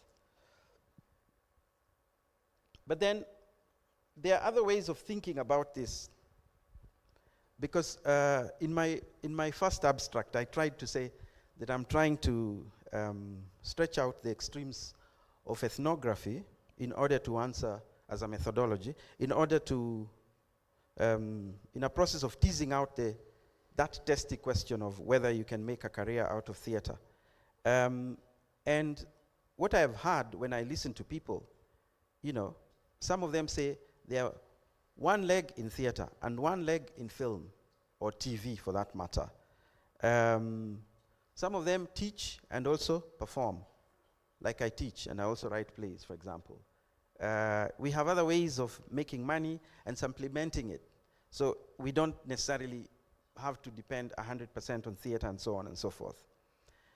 So these are the things that are troubling me when I'm writing about this paper, actually worrying about career and so on and so forth. But I also have read other people who have tried to problematize this issue. So there's a professor called Gishingiri Ndigirigi. He's my favorite writer when actually thinking about that play called I Will Marry When I Want. And he traces that play and he looks after what happened after the first productions of I Will Marry When I Want, which were raided by the police and all that politics. What happened to the actors after that? Because they'd become so famous in engaging in this Ngugi wa Thiong'o and Ngugi wa Miri play. So what happened to them? And he gives these conditions about theater productions in the 1980s, after they've done the other production called Mother Sing For Me. And the state of theater at the time, how did the government imagine theater to be? And the idea that the theater was a suppressed space, that you could not do as you wished and made money out of it and so on and so forth. So for me it becomes interesting that when you put people who've already been practicing theater and they want to make money out of the same process, but the contexts do not allow for the production of theater because theater is being policed, so to speak, by the state, as it were, it becomes interesting. So I start to think about other people who have critiqued the works of Wahome Mutahi. But I'm looking at it from a business perspective. How is it possible that Wahome Mutahi was also able to possibly stage his plays and travel with his plays and try and make his plays make even, like to use your phrases, as it were, in times when there was this oppressive force around issues, especially because his plays were about politics, and so on and so forth. So I look at that idea and I worry about, whether that's feasible. If you look at, I have 5 more years, or 5 minutes, sorry. Don't worry. I'm just about to finish anyway, so that's why. So it becomes for me an interesting problem that when we look at people who've been practicing theater before, they haven't made it exclusively out of theater. They've been doing other things. For example, in that Wahome Mutahi case, he's also a journalist and so on and so forth. And many of the people who are with him in the space of the theater are other things. They are teachers, they are journalists as well, they are filmmakers, they are from TV and so on and so forth. So it becomes an interesting thing. But there's a way of thinking about this question. And my way of thinking about this question is to ask another question. Whether we have actually properly defined theater anyway. Whether we can properly define theater. Whether we have confined our definition of theater so that it limits the way we imagine theater to be. And if we think about that, then there could be so many other theaters around and so many other ways in which people are actually making a living out of theater. But because we haven't defined some of the acts as theater, then we can't see those people as actually making a living out of theater. So I have been doing some research, for example, on a phenomena that I find interesting amongst the modern Kikuyu, if you like. if you attend some of these weddings, there's some characters who are called cake matrons. And sometimes if you're doing a wedding, it's very difficult to afford some of them because, well, they're highly priced. And some of these people have been making exclusive money out of that. They don't do anything else. They're cake matrons, and they make a lot of money out of it, and they can make a living out of that.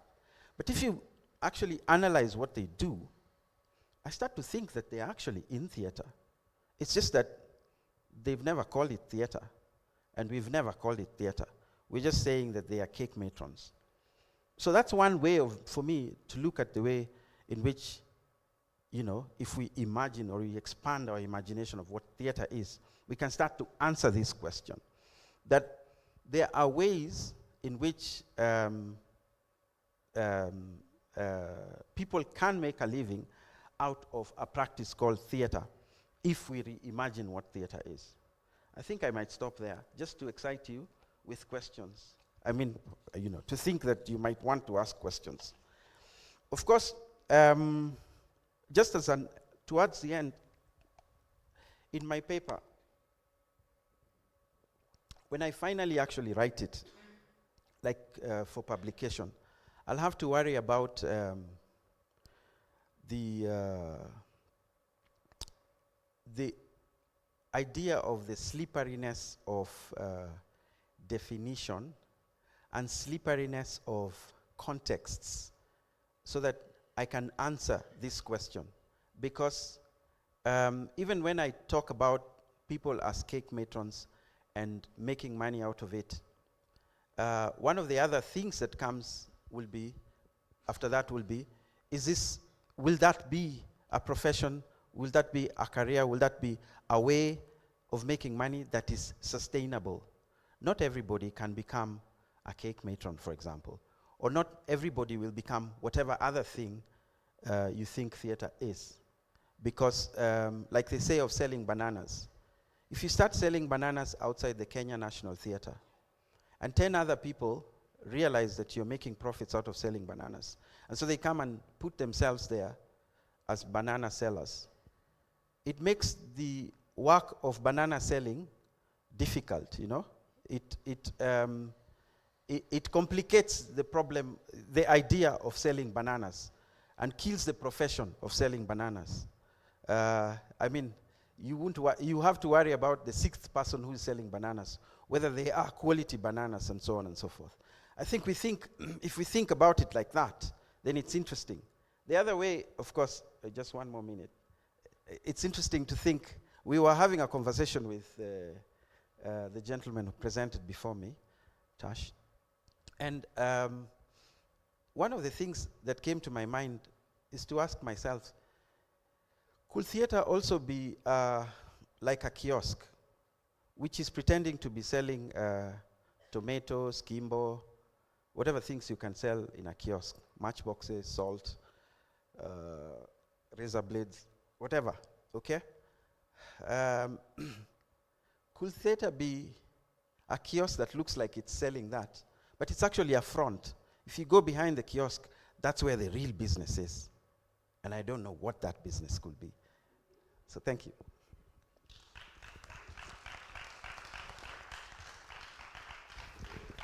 Thank you, Dr. Fred Mbogo. So at this point, just before we take our tea break, I would like to hear some questions you may have. As you have heard from these presenters, maybe you have questions, you're wondering, you need anything, comments, clarifications. This is the time. I'll assist. Thank you. So the mic is going around. Just raise your hand. We will take a few questions and then they can answer afterwards, and then we'll break for tea break. So we have a lady here and a gentleman there. Those are two. All right, you can go first. Good morning. My question goes to Tash Mitambo. As you are finishing your presentation, you said, like, we have to reinvent theater so that we can know how to make it more sustainable. And you talked about people going to bars, people going to churches, the thing is, people love going to bars, and people have to go to churches, you know.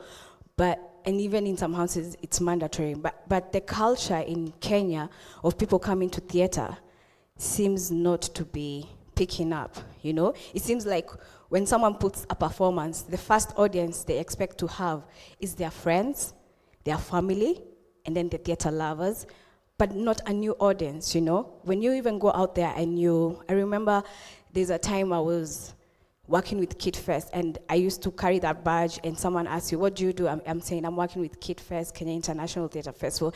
They're like, what is that? What theatre? So you tell someone, I do theatre, and you have to go on and expound what theatre is, because there's the theatre for the hospital also, you know, and you have to explain to them. So there's that really, really a huge gap in our country of people going for theatre. That culture is not there. I wonder what ways, even in your papers, you can, even to you, Dr. Fred Mbogo, you can try to start saying that, because the theater is for the people, it's for the audience, you know. There's no need for you to hold a play and you have an empty theater, you know.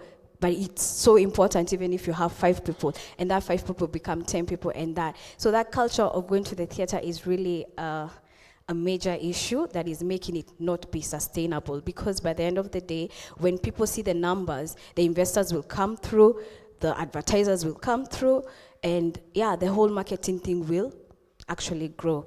And to Fred Mbogo, you said we have to reimagine, and you have given that analogy of a kiosk, and it's the same thing. Yeah, we really need to reimagine the whole process. And so, in what more details do you think we should do that? Even me as a performer, and even I want to hold a solo performance. Is it me not thinking of coming to this Kenya National Theatre? Is it me telling my diasporan family, the ones that I know, can you come up with contributions from there, invite me to America, and I do a performance? Because I know I'll make money from that, than me coming here and holding a performance, and I am not able to make sense by the end of that performance. Is it me not, the way the culture is becoming, is it not just holding a show in Nairobi and going out to Nakuru, to a notable production doing that is Prevail Presents, going to Nanyuki, going to Eldoret, you know, going out there and taking out the theater to the people out there. Who are they going to be? Are they going to be a bigger number than the ones in Nairobi? Yes. Thank you. Thank you.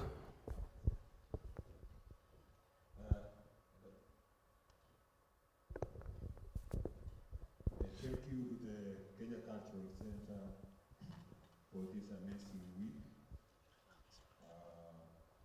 where we converse together and share these ideas. My question for Tash. Tash, you're talking about models of business of arts, but I think there is something missing before you just jump to the models of arts. What about the basics when you talk about business of arts? Could you tell us something about the basic lines? Thank you. Is that gentleman here? Yes. Yeah. Hello, everyone. My name is William Ogutu. I am one of the co-founders of a community of writers and poets called Rafinki. And my question goes to Tash. He's been talking about we're talking about the business of theater, and he was going through some of the models. And probably just to recap, you talked about the Phoenix model, the classic model, partnerships and sponsorships, and then I think your proposal was about seasonal, something to do with seasons, where basically if you're an artist, you do your own thing throughout the year, and then you have a season where you do the show. Now, this is something I've personally have been, because of my participation in the creative industry, I've tried a couple of the things that you're talking about, and my first question, actually, it's two-part question. So the first question is, do you have an example where your proposal about a seasonal model, let me call it that way, where it has worked? And secondly, I feel like your model also even if, let's say, you've done your all, probably it's the rehearsals and everything throughout the year, and then you're getting to the season where you're doing the show, I feel like we're still going back to the same problem where you still have to worry about the ticketing, which basically going back to the classic model. You still have to worry about the business and partnerships, which is also going back to the model about business and partnerships, and also going back to the Phoenix model. So do you feel like we're just going back in circle with that, with your proposal? Thank you. There was a hand here, Alakok.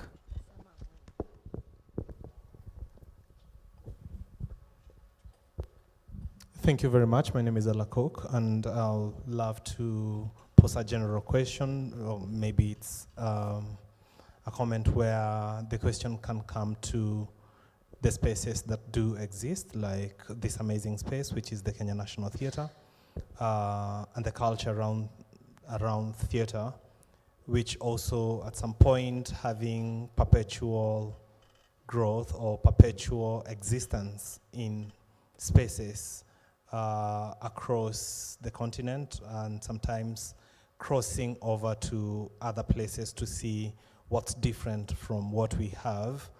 The question, or rather, will be how do we, as individuals, taking the church model, for example, which also, in my opinion, I'll say, or my thought process will say, the church model is basically copied from theater, but it's in the spirit of giving. Because also there are shows that come to this theater that fill up this space and we have extra people. And as we know, that culture of people rushing to the last shows, if you look at the trajectory, if you have many shows, you'll find that a lot of, you get thrice the number towards the end of your existence in at the National Theatre for that performance, the closing night. Word that goes out is what brings in. So if we could all encourage or speak about works that we speak, and also the other thing could be if we could celebrate each other. I know we've started a revolution to start celebrating, where you find the likes of Nyokafi saying, give the actor the flowers now, not when they are gone. So as much as we would love to borrow, but people have borrowed from theater to exist in their respective. If you see karaoke, you see tiny performances going to bars, churches having accomplished musicians, paid. So it comes to a question of where you say, where do I get my rent? Because in rehearsals, we'll spend a lot of time, and then the only pay is coming during the performance. So what do we do to enable spaces to start celebrating us rather than crucifying or dirtifying the name of existed performances? So I think it's high moment we start celebrating anybody who steps on this national theater, this space, and we celebrate them, we highlight them, we know them by name, we basically write something and we make sure that it is encrypted somewhere. Thank you. Thank you, Alakok. We'll have one more question from Daktari here. And all right, we have a lot of questions. So maybe we'll take 3 more after Daktari, and then we will answer them. Okay. Well, mine is not really a question, but a commentary. And thank you so much for those presentations, because you can see they are eliciting quite a lot of interest, because all of us really want to know if this business of art or the art in the business can work for us. For me, what I would say is that I don't see a big problem in going interdisciplinary or cross-disciplinary or multidisciplinary, because already knowledge itself is interdisciplinary. So I think practice can still be interdisciplinary. We can have the practice of art that is crossing very many borders, as long as it is something that falls within the, making ends meet. I don't see, for example, why I as a lecturer should not direct while I'm also teaching. I don't see why I should not act while I'm also teaching. If these two different disciplines, or rather practices, can help me express myself at the same time earn a living, why shouldn't I? Secondly, I think when we are talking about business, we should also, because the business of theater is a business of community building. That is the first business of theater and performance. We build a community in which we commune, those on stage and those off stage. And the greatest thing we can do, in my opinion, would be think of a culture of audience building. Once we build that audience, then we look at how that audience can sustain the activities of theater. And I think this is one of the ethnographic models that Dr. Mbogo, you are talking about. So for me, it is a question of thinking multidisciplinary, thinking what else can be added as a value addition to theater. Thank you. Thank you, Dr. And because that was a commentary, we'll add one more question so we can accommodate. We have so many hands. We may not have all of them. Can I start with Dr. Wase and then Kimani? We'll go to the gentleman and then Oyamo as the last one. Thank you. Thank you very much.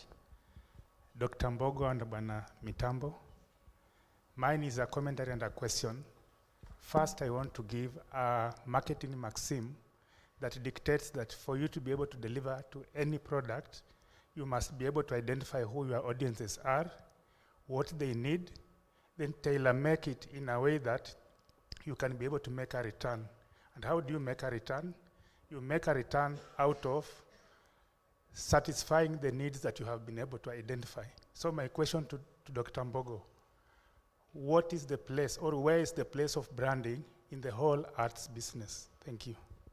Thank you. Kimani? Thank you.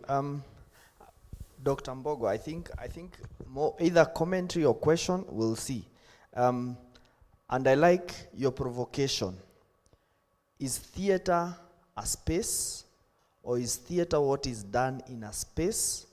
And I want to ask ourselves, to provoke ourselves, before colonization, before these buildings were built, before spaces were built, were we as the African people, as Kenyans, practicing theater? So when we think, because I think in today's society, a lot of people, especially in Kenya, see theater as the space and what is done within the space. Is theater what is done within a given space, or where was our space before the building, you know? And what were we doing? So when you talk of the cake matron, they're actually practicing theater. It's only that they're in the confine of a different context.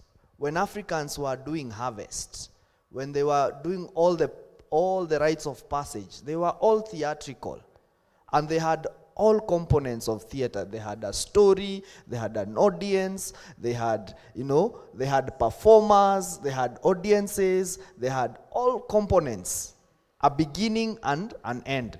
So again, what is the concept of theater? And I think for us to thrive, we need to ensure that we also know, because again, the second one that goes to Tash, and linking to the first one, is on the model. Because we are so much thinking of a model that is confined within what was brought to us. And for us now to be able to thrive within this space, taking this as the space, then we have to build a culture. And taking on the example of the church, Why are churches thriving? It's because there is a culture that we know we need to be religious. We are a religious community. So you know, people will go to church. So it's a matter of how now do we speak to them. So if Kanyare comes with 310, he'll get his audience. If Nganga comes with his music, he will come with. And then also, second question, take for example Nganga. Is Nganga a preacher or an entertainer? You know? Is it theatrical? Is the whole process? And you look at the stories we were brought of Kanyari. You know, it's scripted. Everything is scripted. There'll be this, somebody will be healed, he will, you know, all those, it's all scripted. So how do we then ensure that we know our culture, our model, for that model to then make money? And I think that will be the question I pose to both of you. Thank you. Thank you, sir. Have you given me permission? Yes, proceed, thank you. I was just thinking on the same line, Dr. Mbogo, thank you for provoking us in that line. I was wondering that before the coming of the whites, before the coming of the church, were we not having audience? They act for you, they plan everything for you, and you pay as a package. Don't you think these people are in theater? So I think it is how you are going to model it and bring it out to the public, because the public is there to buy a service. That is my line of understanding, because traditionally, there was always an event that brings a crowd. Birth, circumcision, marriage, death. So in all those areas, you can catch up the area of professionalism. So there is interdependence of all these activities, and theater is part and parcel of it. That is what I'm thinking. I don't know if it is a question or a contribution. Thank you. We'll hear Oyamo's question, and then we'll give the CEO to also, I think, contribute to the same motion. Thank you. So I think my question is directed to both Tash and Dr. Mbogo, but I'll begin by reminding myself in the previous Kenya Theatre Awards, Tash won an award, and then when he went on stage, he gave a speech. And in paraphrasing, he said something in the line of that we thespians, it's not really that we love this art or we are so talented, that's why we keep doing it, but it's we are cursed. That we lose finances, we lose even friends, but we still come back to it. And it's because we are cursed. And I was just thinking in those lines that even when mentioning in the traditional times, you realize theater was hardly commercialized. It was more of just a celebration. And when you needed to earn money, you needed to trade, do crop or farming. But for theater, it was more of communal and just celebration. So I'm just thinking, is it time that we accept that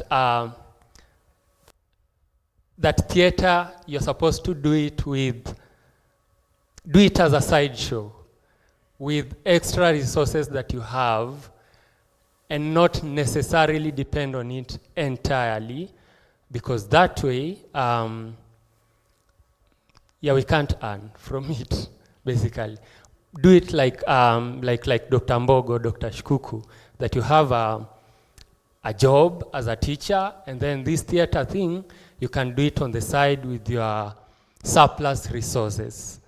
And I think maybe if you acknowledge that and decide and accept that, then we can begin now thinking of solutions like interdependence, of incorporating other aspects. Thank you. All right, thank you. We'll hear from the CEO as the last one. Thank you, moderator. I've also been provoked, and I want to address two issues. One, when Dr. Mbogo was presenting, and he started by a story, which then paints a very grim situation for us who are in the space and in the sector, but also for students who have the love to do it. And the question therefore is, and maybe this is also a challenge to the university administrators here. And I was sharing with my director, when universities are developing programs and you have a program for theater or performing arts, you will definitely look for a person to teach that program. You will definitely go out and recruit students for that program. But have the universities thought that after we have trained these students, what is the career path for them? I know you will struggle and say, we are training doctors, and then there is internship, and then they are absorbed, or some go into private practice. So there's a career path straight for doctors, for engineers, for teachers, and the rest. Is there a career path for students taking literature, theater, film, music, pageantry, and such? And this is evident even when they are still your students. You really struggle to find an attachment for them. So lecturers will be calling me, CEO, I have 20 students. Can you absorb them? Then I will ask them, what are they doing? What do they do? Because it is very difficult also to place them so that they can benefit out of the practice. So, universities, what is the career path? And have you ever thought of a career path for such? Secondly, commercialization of theater. And I want to take us back to our traditional sense. Thank you, Kevin, for bringing the traditional sense. Before, there were no spaces. Okay, there were spaces. There were no buildings. We had traditional arenas. But if you are old enough, if you're older than me, you will know that even then, performing artists would be paid.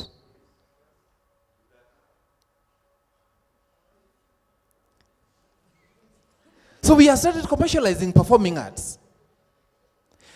As farmers would till their land and harvest, performing artists would go around entertaining people from one village and another. And they would be given tins, token of harvests.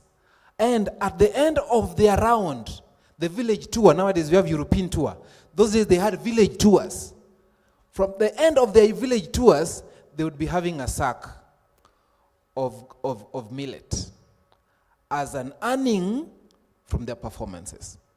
So let's think that even then, performing arts would be a source of livelihood.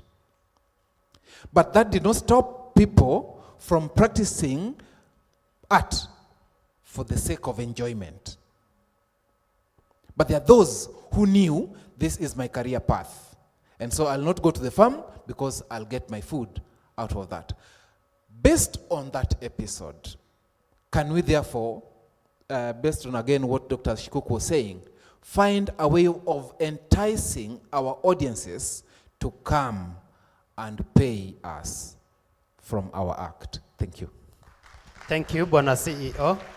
Now we will focus on the gentleman to answer the many questions that have been put forth. And please allow me to add one more. I've also been provoked. It's one question, but it's in two parts. So when you speak about business, and this is to both of you, any of you can answer. When you think about business, and not unique to any industry, you start thinking about moving parts. There are many different moving parts, and mostly in the form of departments. We have finance departments, business development, HR, operations, marketing, customer service, all this.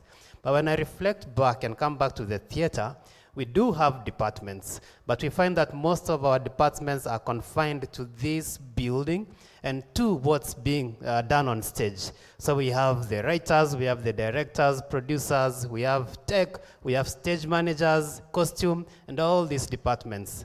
But when you shift and move and look at it from outside the production, and from a business perspective, you find that we are also lacking so much in those other supporting departments that make other industries or other entities profitable, because everyone is contributing from different angles to make the business.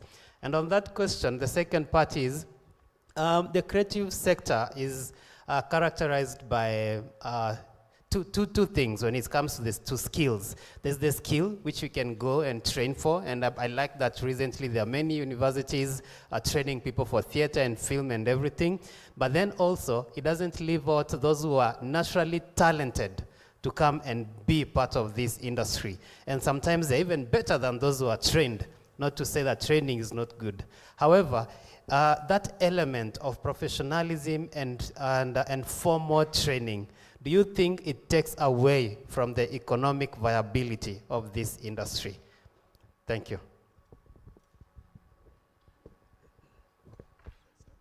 Okay. Am I? Yeah.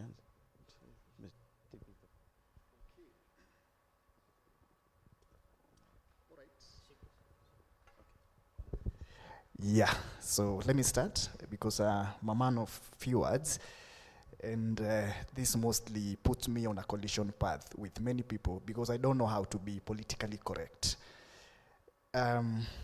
We have students, we have lecturers here, and the question of what we are talking about when we are discussing business of theater, when it comes to definitions, there are many.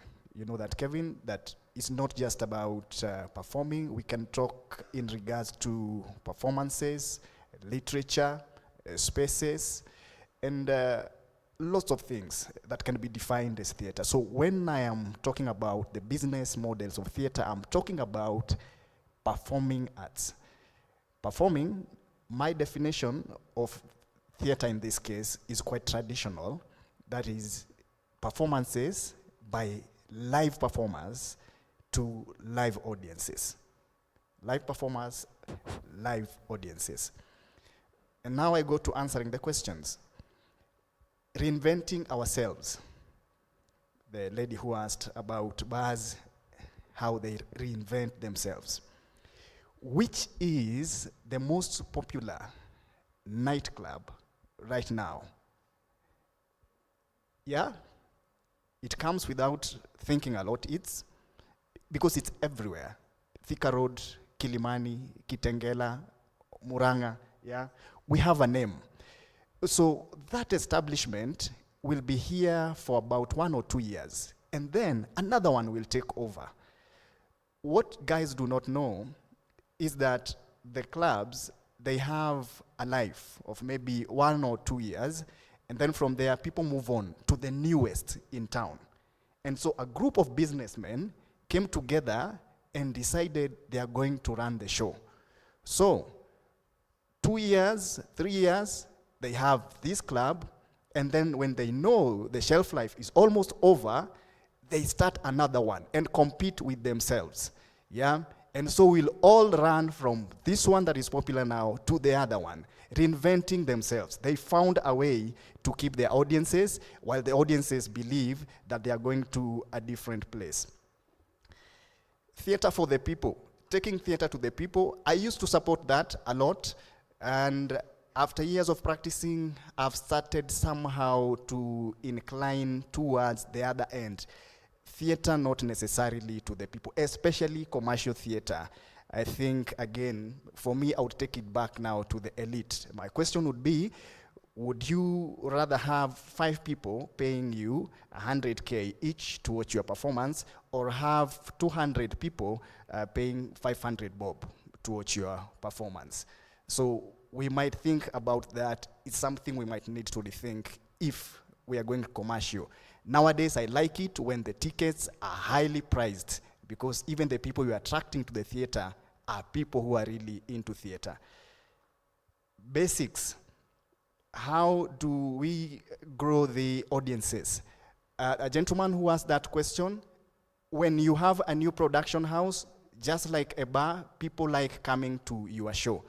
In the first show, you will have a full house because you will have family, you will have friends, and some few new audience members. In the second show, a family pulls out. You are left with friends and the other people. In the third show, the friends they feel they've supported you enough. And that's why I hate the word supporting. I don't want you to come to my show because you're coming to support me. Come to my show because you need it. It's not like now it's charity. Let's go help that guy. Ndio asikuje kutuibia kwa mtaa. Please, come because you need it. There is something you need, not just because you want to extend your charity. The audience now, in the fourth show, that's when you get to realize, I started with 500, now I have only 5 people. That's where you start growing the audience, and you can ask them, the next show, you can come, and we are going to have maybe 10 people. So that calls for consistency. An example where it has worked, the model I was proposing, especially the repertory model that the producers in Nairobi are trying to work around. It has been done before by Phoenix players, and it was successful. But why was it successful? Remember, most of the actors working at Phoenix players those days, they had other things on the side. You did not get paid much. The last time I acted at Phoenix, I was paid 5,000 total, after rehearsing for about 3 weeks and staging the show for another 3 weeks. So 5,000, that's not even fair. So you are there for the love of it. So yes, the model has worked, but again, there were other factors involved. There is a model I did not mention, practiced some times back by Keith Pearson. Keith Pearson would rehearse a show and then put a price to it and say, this show is worth this much, let's say 100K. Anybody who can pay 100K then could get that show. And that's how we ended performing in people's sitting rooms. We could perform to 2 people, a family after dinner there, a sitting room, sometimes in gardens. It was a different model that I thought was also successful somehow. Spaces, the church model. The church model I was talking about is you heard Nganga, he talks about kiosk. Those people, the pastors, they start from small mabati spaces. Then they move to bigger spaces they rent. The next thing, you see them owning spaces. Nganga owns like a whole piece of land, Pale Haile Selassie in CBD. He owns it. It's a theater. He's a performer. And every week, the audiences, they come because they know they are there. We know that's where we go. That's where we go. And they believe they are tithing while actually they are paying for a performance. But you see, consistency has helped, and that is the model I'm talking about. If we were able to own spaces where I can have a show anytime I want, anytime. If I want to say, I want a lunchtime show, then we'll have that show. Right now, if I say I want a lunchtime show, I have to go to the office, book, and maybe it's not even available. I might even get space next year. So what if we own those spaces like those pastors? Celebrating, Alakok said, we should start celebrating people and maybe start having plaques, maybe have a statue there, a small tash outside the theater, a small kamuchongo there. But still, imagine you come inside and you see that statue, that stash there, and still I don't have any money. So I think money is the best way to celebrate a person if you can. It is good to have that plaque, my name there in the Hall of Fame, but it's good to accompany that with something. And it's the best way of celebrating. Okay, that's for me, sorry. Interdisciplinary, yeah, it can work. But again, remember, if you are talking about now working with other disciplines, film and TV, then of course we are moving from what we are talking about. That is live performances by live performers. A model, we have to create a model that people need, not a model that needs people. The same thing.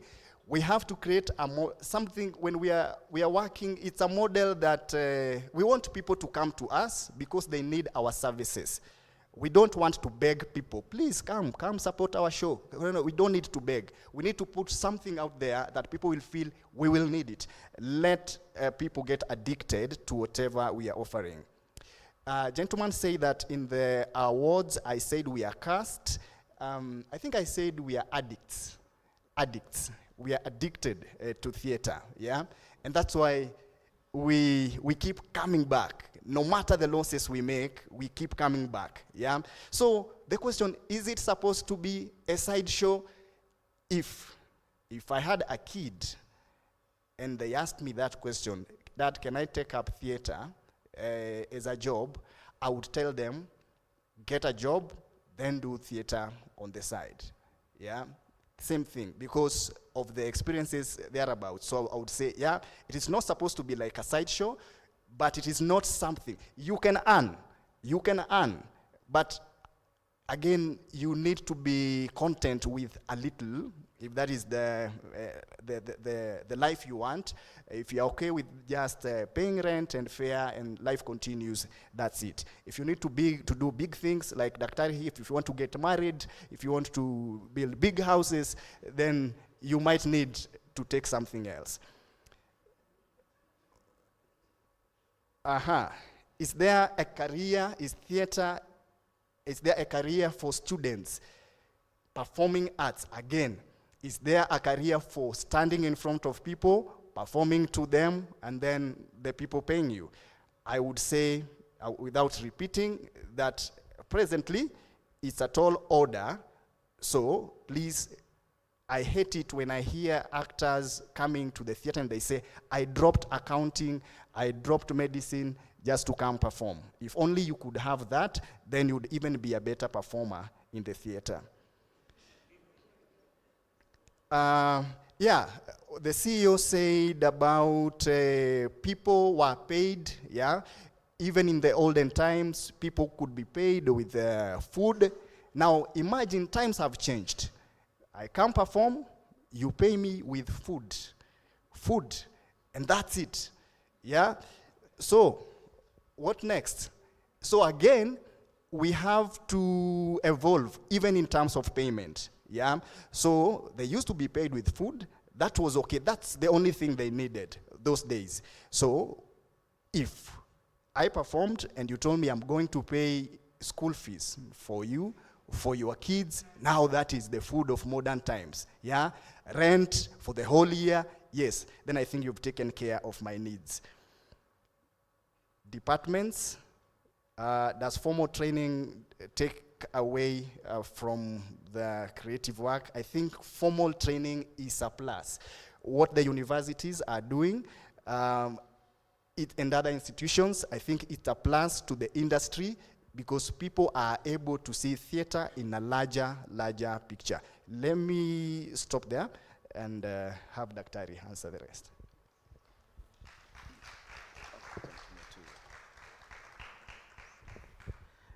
Thank you very much. I think the questions were so many. I feel overwhelmed. But I think they were many, but they were connected to each other. So in a sense, I might just combine them. And also because I think you're looking forward to tea or something like that, so I should help you by being brief. I think the important thing is to start with the CEO's question.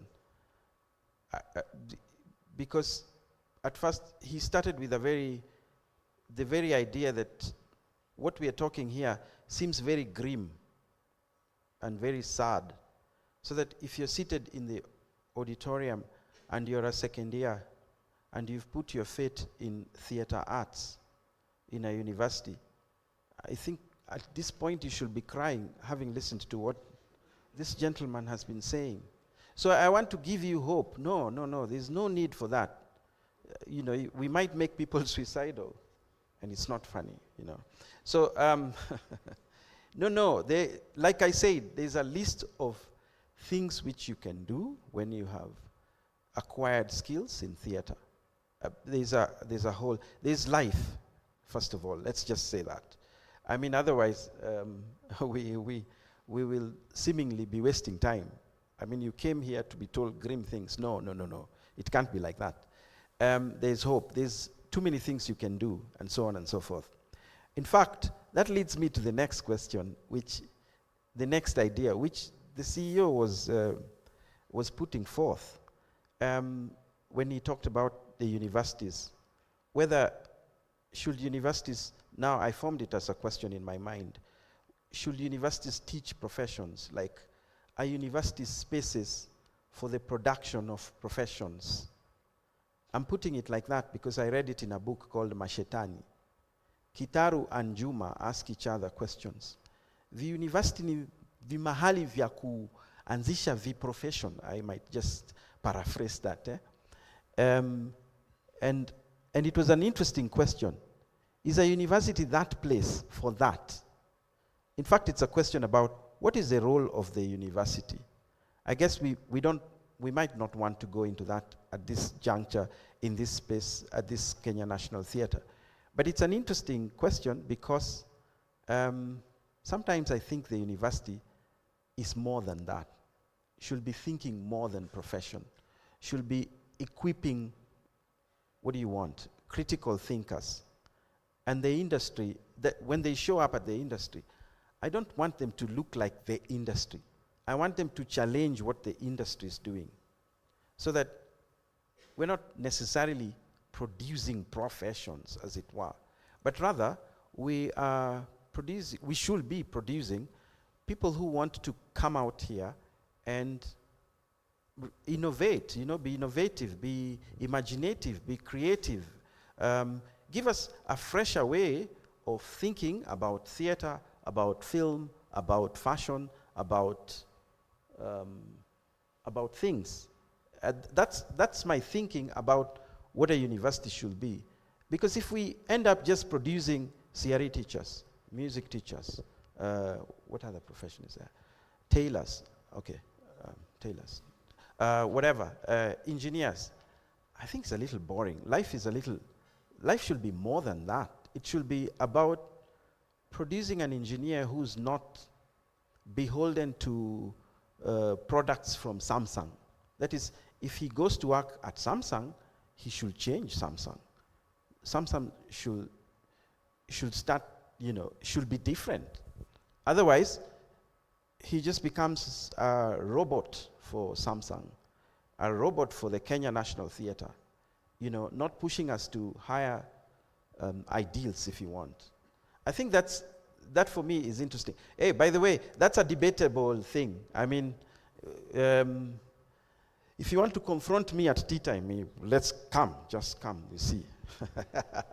But it's a debatable thing. What is the role of the university? It's a whole, it's several PhDs you can write about that question, and so on.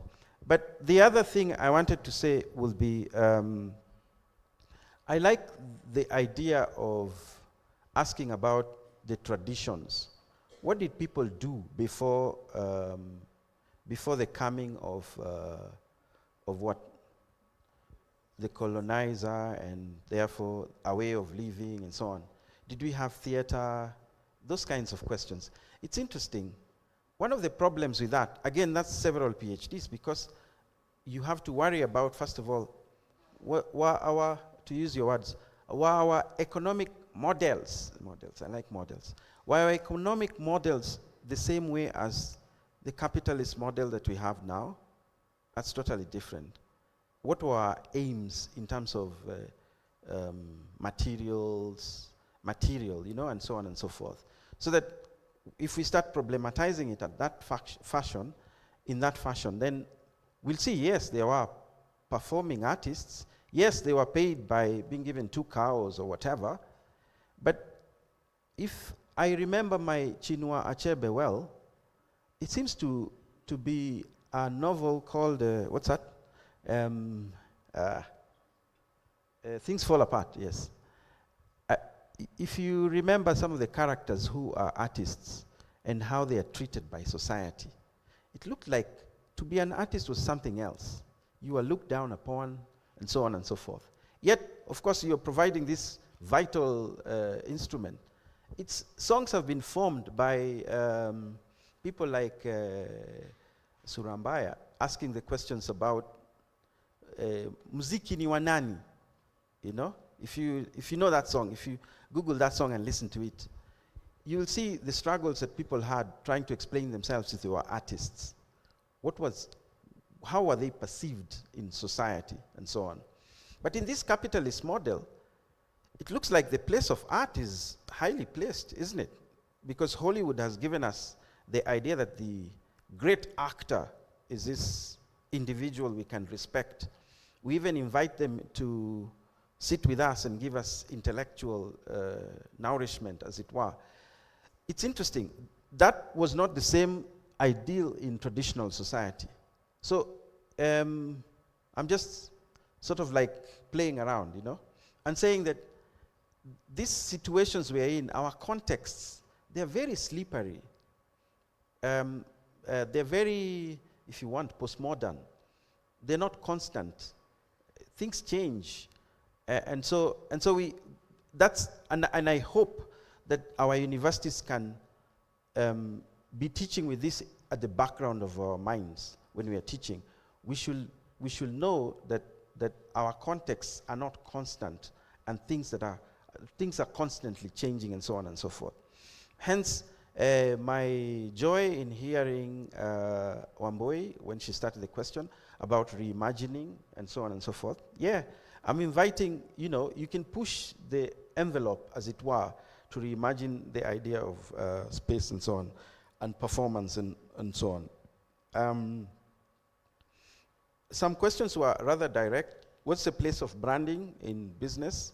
I think that, I think what Fedari was talking about was actually that theater should have those components of things.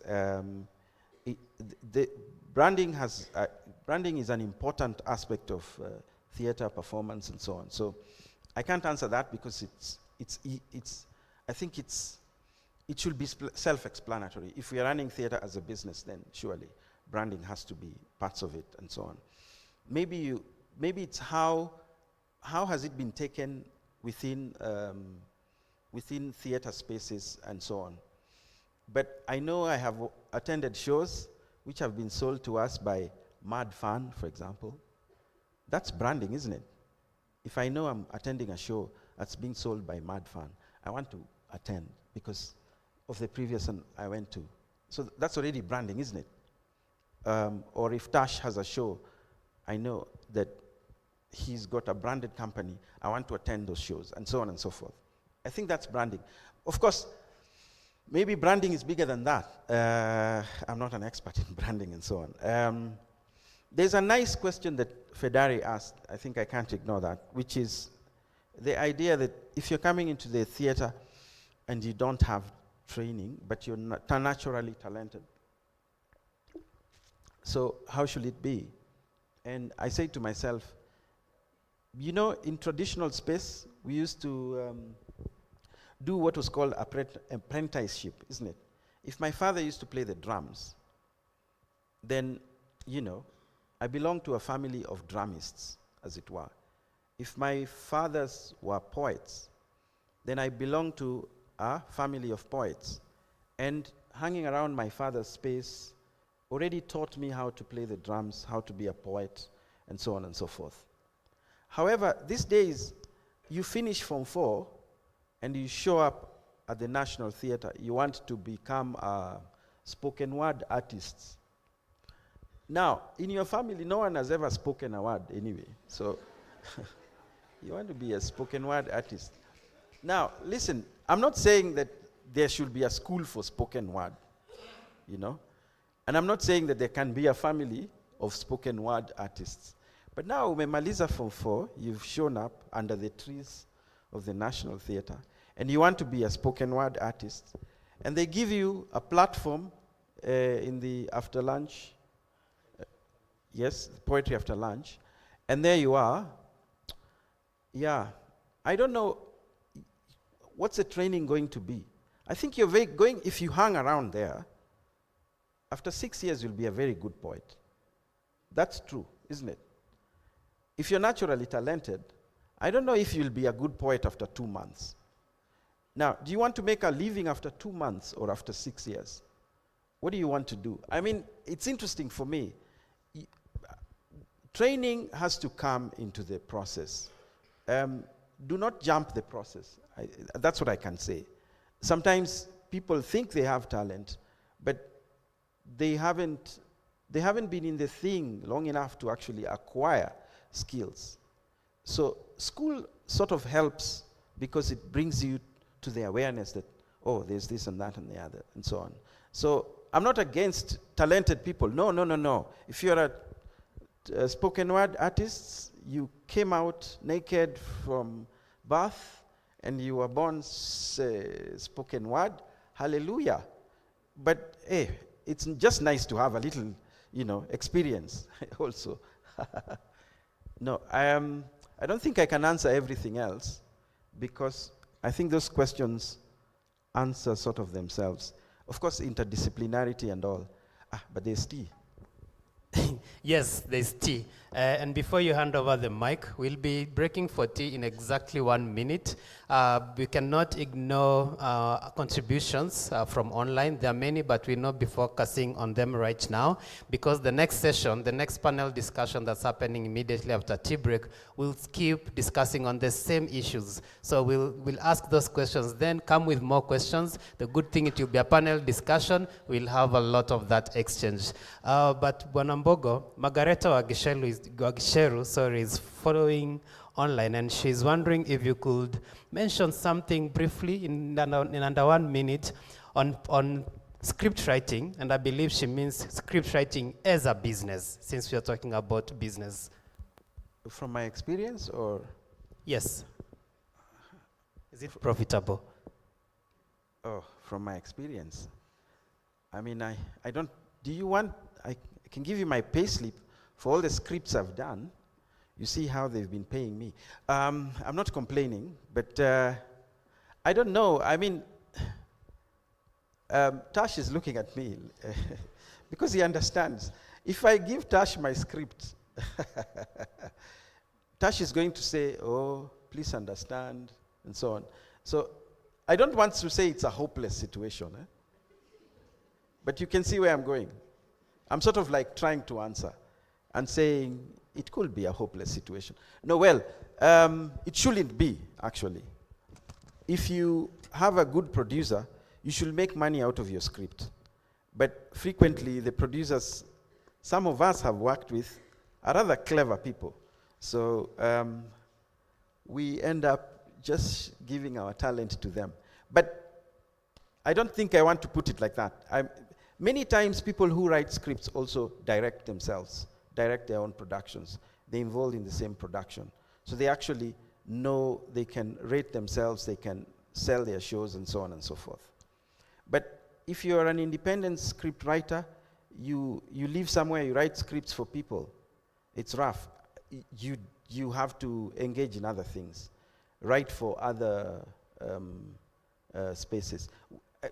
That question is very nice because it also drives me to what our keynote speaker yesterday was talking about. That is, we are not an industry in isolation to the reality of what Kenya is. Because we are a subsector within certain other ways of doing things. And I think if we ignore that, then so to some extent, the way we remunerate script writers is part of how do we perceive the place of script in storytelling. I'm just being intellectual for nothing. So, yeah. Thank you. Thank you. Please, let's appreciate this gentleman. Yeah, they've tried their best to answer all the many questions. So we'll be breaking for tea break now. Please remember to come back for the panel discussion on the same theme, which is the business of art, building sustainable financial models for artists and performing arts organizations. In the panel, we'll have Ruth Wanjiro Moko, who is the director of Eugenia Park. We'll have Benson Ngofia, the director at Kitfest Trust, and we'll have Christine Savane from Arno's One Fine Day. I know it as One Fine Day Films. It's not written here. I hope I'm not giving it my own name. So we'll be breaking for tea, and we only have 15 minutes, and then we'll be back. The facilitators, moderators, and our guests will go upstairs, and then the rest of us will use this exit and go to the tents outside here. Thank you for your time, and thank you for your patience. I'll see you in 15 minutes.